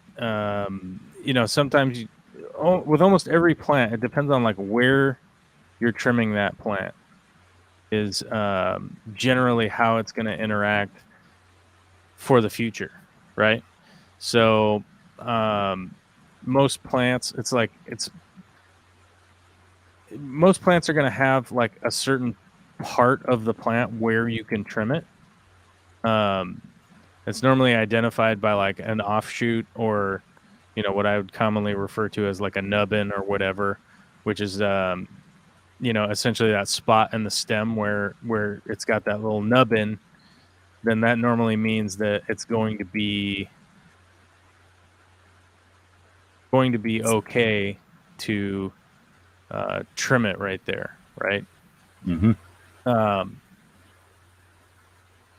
When any person starts out, they're realistically a little bit confused by that, and it's really easy to kind of make mistakes where you go, all right, I'm going to trim this plant right here, and normally this would work out, but this is like one of those instances where you may have cut it too short, or maybe you cut it in the wrong spot, and it's kind of hard to differentiate without like the experience of going like, oh, I cut it right here, and then it never really regrew, you know what I mean? So it's almost one of those weird experience things where it's kind of, you go like, well, if you trim right here and you trim right there, then it's just not going to make it. And it's hard to like kind of convey that without like some kind of video evidence of like, look right here, give me here. Sure. But generally speaking, like if you kind of leave multiple of those nodes in play somewhere, it's normally enough for pretty much every plant to resprout and grow from that. That's generally like the marker that I would always like recommend people to look for, is like the little nodes there, those little nubbins. That's like, that's normally like that little change in structure that you can visually see. That's like, aha, that's where I need to trim. Yeah. And I, for me, like I went through that for years and years with lots and lots of plants, going like, hey, okay, like, can I trim it right here? Will it survive? And the unfortunate thing is like it's one of the videos I'm working on of like trying to show me trimming like a bunch of different plants and going literally like, hey, this is just a tutorial of all these plants. If you're not interested in this, don't watch this video, kind of thing, like if you're not interested in all of figuring out all of how to trim all of these plants, don't watch this. And if you are, then do watch this. But that's kind of like what we were talking about earlier. It's like, how's that content production coming along? And it's like, well, if I make that video, it takes quite a while because I have to go through and like trim 30 different plants and film it and edit it and figure out some kind of voiceover to explain what it is that I'm doing and why I'm doing it and when I figured that out and blah, blah, blah, blah, blah, right? So that's the kind of stuff that I'm working on now to try and do those kinds of things, because 10 years ago that would have helped me out immensely within all of the aspects of the hobby that I've tried to engage with. Is like and when I kind of started out in like aquatic plants, like probably 15 years ago now, something like that, most everybody has always been like always so closed-lipped about like what it is that they were doing back then. I don't know, like no one wants to share their secrets. Well, that's the weird thing, is that like I don't know if you guys ever had that experience, but I went through that experience, where a lot of guys didn't even want to explain to me like what I just explained to you, where it's like, well, the unfortunate part is that you have to like screw it up a bunch of times to kind of figure it out, because I've never seen anybody like really put out a tutorial that's just like, here's how to do this aspect with 20 different plants or something. Yeah, well, I suppose that back in the day the thing was that it did take all of that trial and error, so people invested so much time in learning a simple thing that they didn't want to make it easy for someone else to do. But now with the the amount of YouTube videos on how to scratch your bum and everything, you can, no one needs to hang on to information so clutchingly now, because people can just go out and find it if they want it. Well, the problem is like they didn't need to clutch their pearls like that back then either, because all it did was create a deterrent. People that were wanting to learn stuff, right? Like you falsely created a deterrent to something that like, hey guys, I'm really interested in this thing. It's like, get out of our club. It's a secret, secret club. Like what? Okay. Like what? Okay. Welcome back, Adele. G'day, Trav. How are you, mate? Travis is awesome. Paddy Shaddy, how are you? And I'm BJ Palmer saying, anyone else into aquatic mosses? I'm sick of them, I think. Oh yeah. Well, when I was prepping my piece of driftwood for my Windelov tree, I had my eyebrow plucking tweezers out, picking off all the tiny little bits of Java moss I could off there. But I guarantee you I'm still going to get Java moss show up there somewhere. Probably. Oh, but the history, like one of the ways that it reproduces is just it by being mere skerrick of a cell. Yeah. I didn't buy my Windelov. When I bought my 5-foot tank behind me. It came with this piece of driftwood that was dry. The tank had been empty for a month or more. Mm-hmm. And after about 4 months of having the piece of driftwood in the aquarium, all of a sudden I got this random little growth starting out of the wood. And it turned out to be my windelov, which my main plant is now like almost as big as my head. And I've taken a few cuttings off it. Leaves have drifted off it and formed roots while they're floating around the tank. But it was such a surprise to have this amazing plant just turn up out of nothing. There was no greenery or anything on that log. So there must have just been the tiniest half a dozen cells or something still stored in that wood. Mm-hmm. That just came to life. But yeah, some of like maybe half of my cuttings have already got roots. And then I did a few cuttings myself last week. Yeah. About midweek, and let them waft around the tank for a week to see if they develop any roots. And now it's sort of sitting at a stage waiting to be glued. And yeah, I've got a variety. You know, I've got ones with tiny little root structures, and I've got ones with 2.5-inch long roots, and then ones with no roots at all. So if I spread them all out evenly, I should get some interesting results. At least that'll be my first step in, learning about the cultivation. But yeah, I was a bit torn about my piece of wood as to which way I would put it.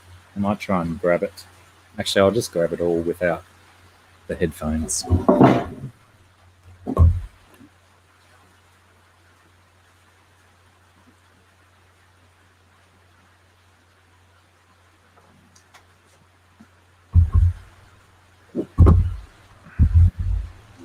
Headphones.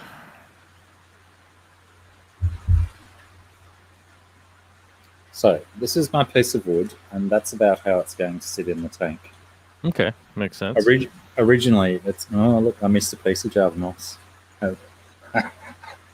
With this little hollow on the inside, originally I was going to silicone it to a rock so I could have it stand like this in the fish tank. Mm-hmm. But now it kind of sits quite nice like this, and it's got, this nice long arm out here with lots of little holes. And if I spread all my different cuttings and stuff out, okay, I should get a nice coverage. Mm-hmm. And one of my cuttings, which I think was one of my leaves that I cut off quite a long time ago, still has the old dead leaf that originated it going through. And like you say, obviously there's one of those little nubbins mm-hmm. in the middle of this dead leaf that goes through it where the roots have started and the rest of the growth has happened. Mm-hmm. That's such a lovely plant, though. I love the windelov. Mm-hmm. And free, and it turned up out of nothing. Well, I mean, who doesn't like free plants, man? They're the best. You have to be an exceptional turd to not like free plants, you know? Yeah. But those guys can suck it or pay for it, True. Go and buy one if it's not expensive enough to boost your ego or something.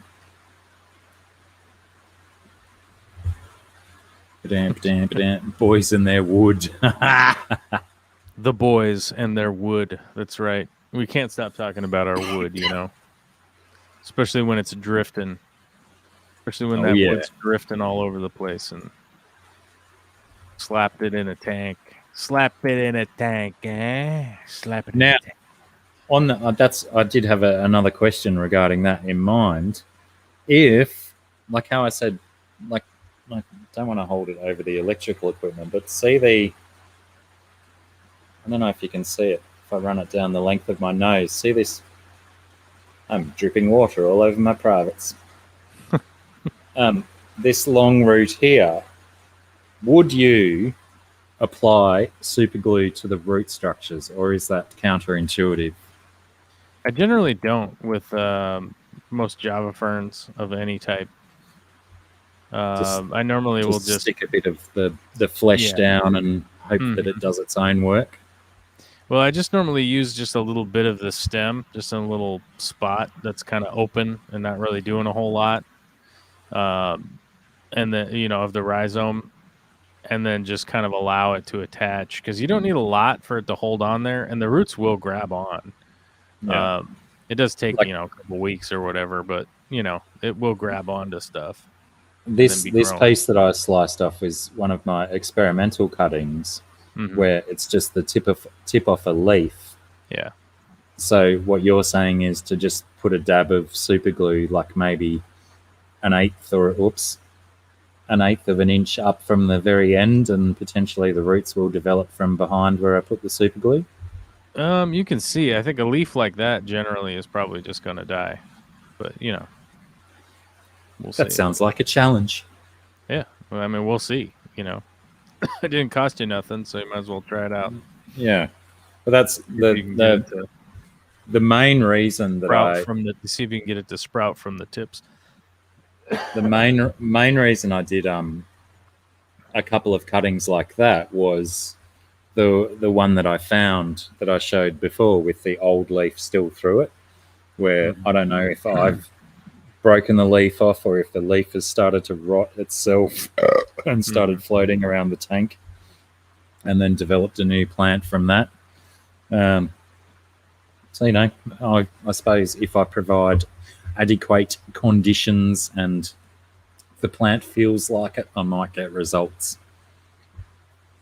But yeah, there's certainly enough pieces there with rootstock that you'll be all right. I should at least have a tree forming within a few months.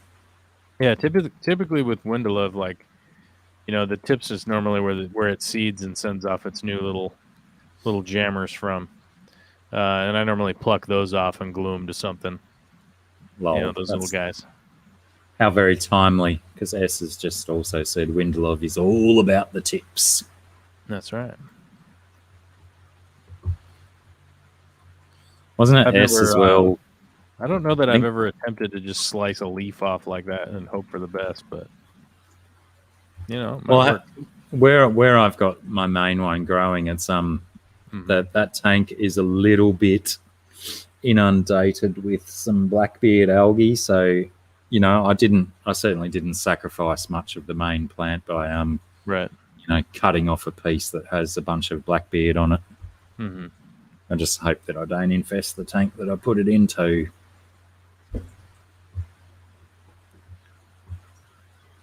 Well, algae's kind of everywhere. It's like bacteria. Yeah. I've learnt to just embrace my blackbeard algae in my spooky tank that now has 2 rivulatus in it. I don't know. Oh no, that's all right. I had last week off, so I haven't told anyone about my rivulatus tank. There you go. Yeah, it used to be called my spooky tank. I did a short video on it not long ago saying what should I put in the spooky tank. Yeah. But on the what did the people say? Oh, I can't remember. I think the general go-to was ghost knife. Spooky, ghost goes together. Stuff like that.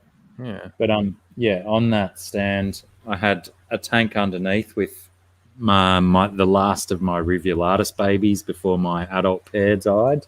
But I had this much space between the top of the tank and the next level up of the stand, so it was impossible to work on. Right. So I only had bristlenose in that 3-foot tank over there. So I decided I would get rid of the tank underneath and put the rivs up there. Only turned out to be 2 left, not the 3 that I put in there. But it seems I've got a male and a female.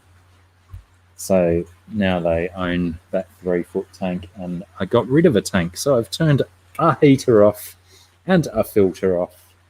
And I'm saving bitcoins at a time in electricity. Well, Bitcoin's like $50,000 now. Yeah, that's a lot of electricity in one fish tank. Indeed. I'm so glad I switched that filter off. God damn, it was costing me bitcoins. Bitcoins for days. But yeah, so I probably should get to gluing that. What else have I got to do? I probably should do some water changes, but they can wait. Oh my god, it's looking to be 9:30. I gotta go to bed soon. Yeah. All right, let's call it quits then. Let's do this. Right, Get your ass into gear and watch the Bad Batch. You're going to enjoy it. I will. From the highlights and the synopses that I saw, I'm like, oh, this is pretty cool.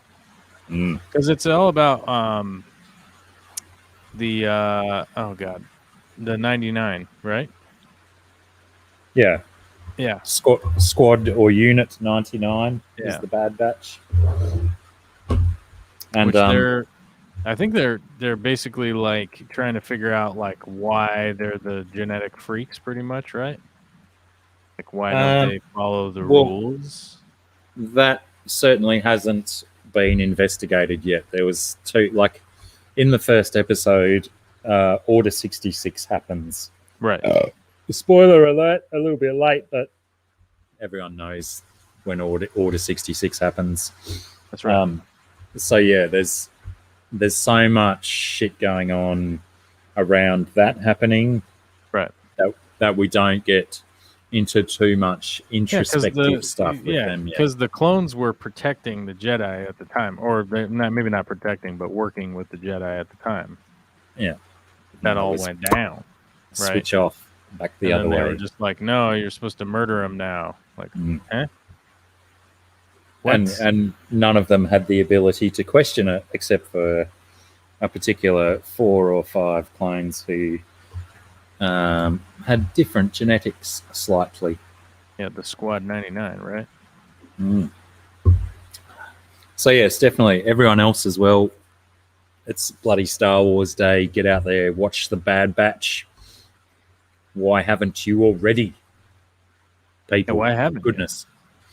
I'm pretty sure with this weather and temperature that my bed and my television seems like an awesome place to go to very soon to watch it all over again.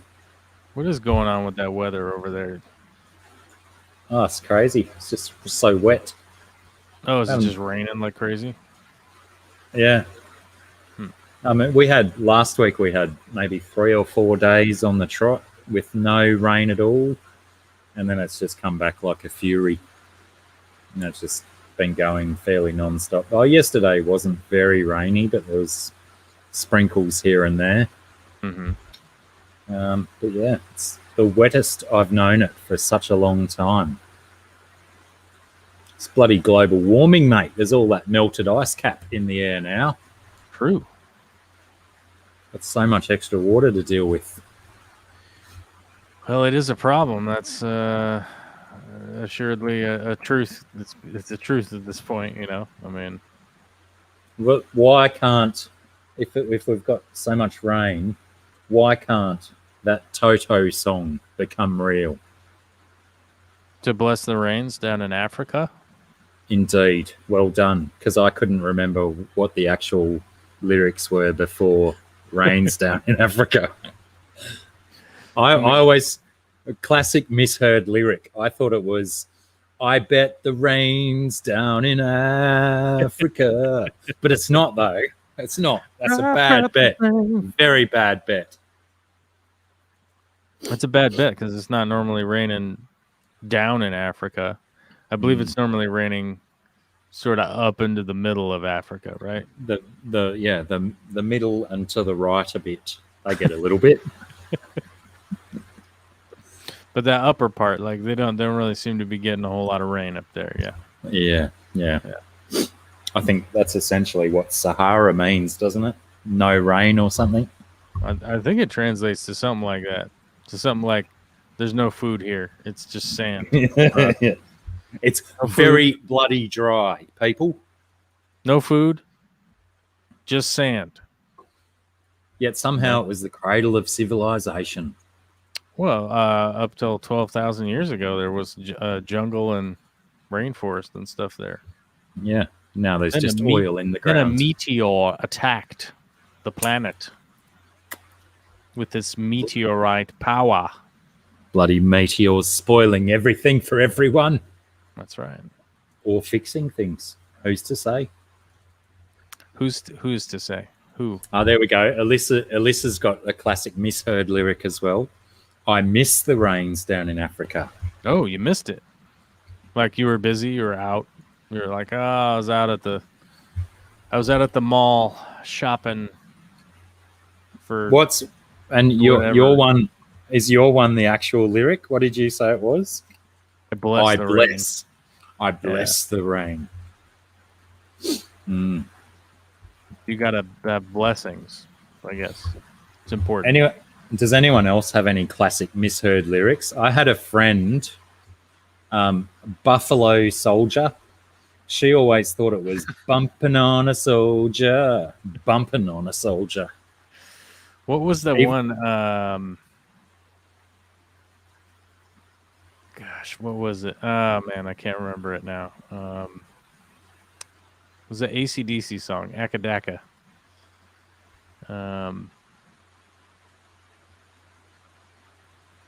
Oh man, what was it? Because Dan thought it was. Oh, Dirty Deeds and the Thunder Chief. He thought it was Dirty Deeds and the Thunder Chief. And I can probably hear that, I think. He went to the AC/DC concert and mid-song he was singing that like super loud, right? Along and realized at the concert just how wrong he was. Like he was like had a spiritual awakening when I realized like I had no idea what I was singing. Well, it could almost be considered cultural appropriation, couldn't it? Oh yeah, misappropriation. Don't be culturally appropriating, you know. The Thunder Chief. Yeah, I agree, Trav. I think every time I hear Dirty Deeds now, I'm going to hear Thunder Chief because he does pronounce it really weird. Thunder Chief. Thunder Chief. He doesn't really enunciate the T at the end of dirt, so yeah. Yeah, Chief. Backwards Fish Room's ex-brother thought Bad Moon on the Rise was Bathroom on the Right. On the right, yes, on the right-hand side. I see a bathroom on the right. So many good ones. We might have to make that a regular segment. Misheard lyrics. We probably should. It might be already an overdone thing, but you know, we might get a few rare gems that no one else has done on other podcasts and stuff. So pencil that into your diaries, everyone. Misheard lyrics. What's the other podcast? I'm just, you know, some people do YouTube videos on misheard lyrics or tweets and stuff. You hear the occasional one. But, you know. I might have to do that. What an opportunity. Misheard lyrics episode. There's got, I mean, we just mentioned it for like 2.5 minutes and we got 3 perlers. There's got to be other brilliant ones out there. Let's do it, people. Go to work. Go to work on your misheard lyrics. Get to work, you blokes. Just put some old songs on and put some like cotton balls in your ears to assist in mishearing or something. Make it work. Yeah, why not? All right, let's do this thing. You go to bed and I'm going to go and watch The Bad Batch again, but I'll probably have to do a wee first because I'm nearly weeing where I sit. I'm so busting. Are you going to pee your pants? Pee pants? No, I won't go that far. My core muscles are still strong enough that I can clench quite well. Oh, okay. Well, that's good. I say that now, but I probably regret bragging about it in 17 minutes. If I'm still sitting here and I haven't stood up. Maybe when I stand up, that's when the trouble starts. The break is about to break loose.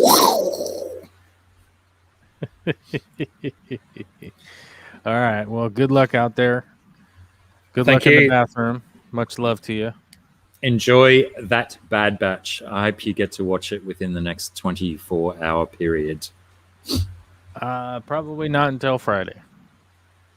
Well, okay. Well, Maybe tomorrow. I will do my. I would have to like download it off of Disney, and I don't know if you can do that. They don't let you do that. I don't think. Yeah, I don't think they have that option like Amazon. And even if you do that downloading stuff on Amazon, you've still got to log into your account to be able to access it. Yeah, I tried that to try and get some dodgy stuff off to Brett to watch because he doesn't have access to all the streaming sites. Oh, but yeah. You got to log in. Got to log in, mate. All right, let's do this. Let's do this goodbye shit. All right, bye-bye. All right, take care, man. Good luck. See you on the flip. Godspeed. All right, everyone, I'm going to do a super rapid goodbye because I'm super busting and I'm going to wee all the way home, like Jesse said. Thanks heaps for hanging out. You stalwart humans who have been here the whole time. Oh, I can certainly trap the doctor's herd. Oh, good idea, Alan Matthews. Pencil that in and remind us next week because I'm not going to remember much. All I can focus on is my swollen bladder. And don't forget to exercise your core muscles, people. Do your Kegels and all that so you don't piss your pants when you're an old person. Because that stuff smells quite bad. All right, take it easy. Thanks again. Peace. Oh, no, hang on. That's someone else's. That's my, what do I say? I'll see yous all when I'm looking at yous all.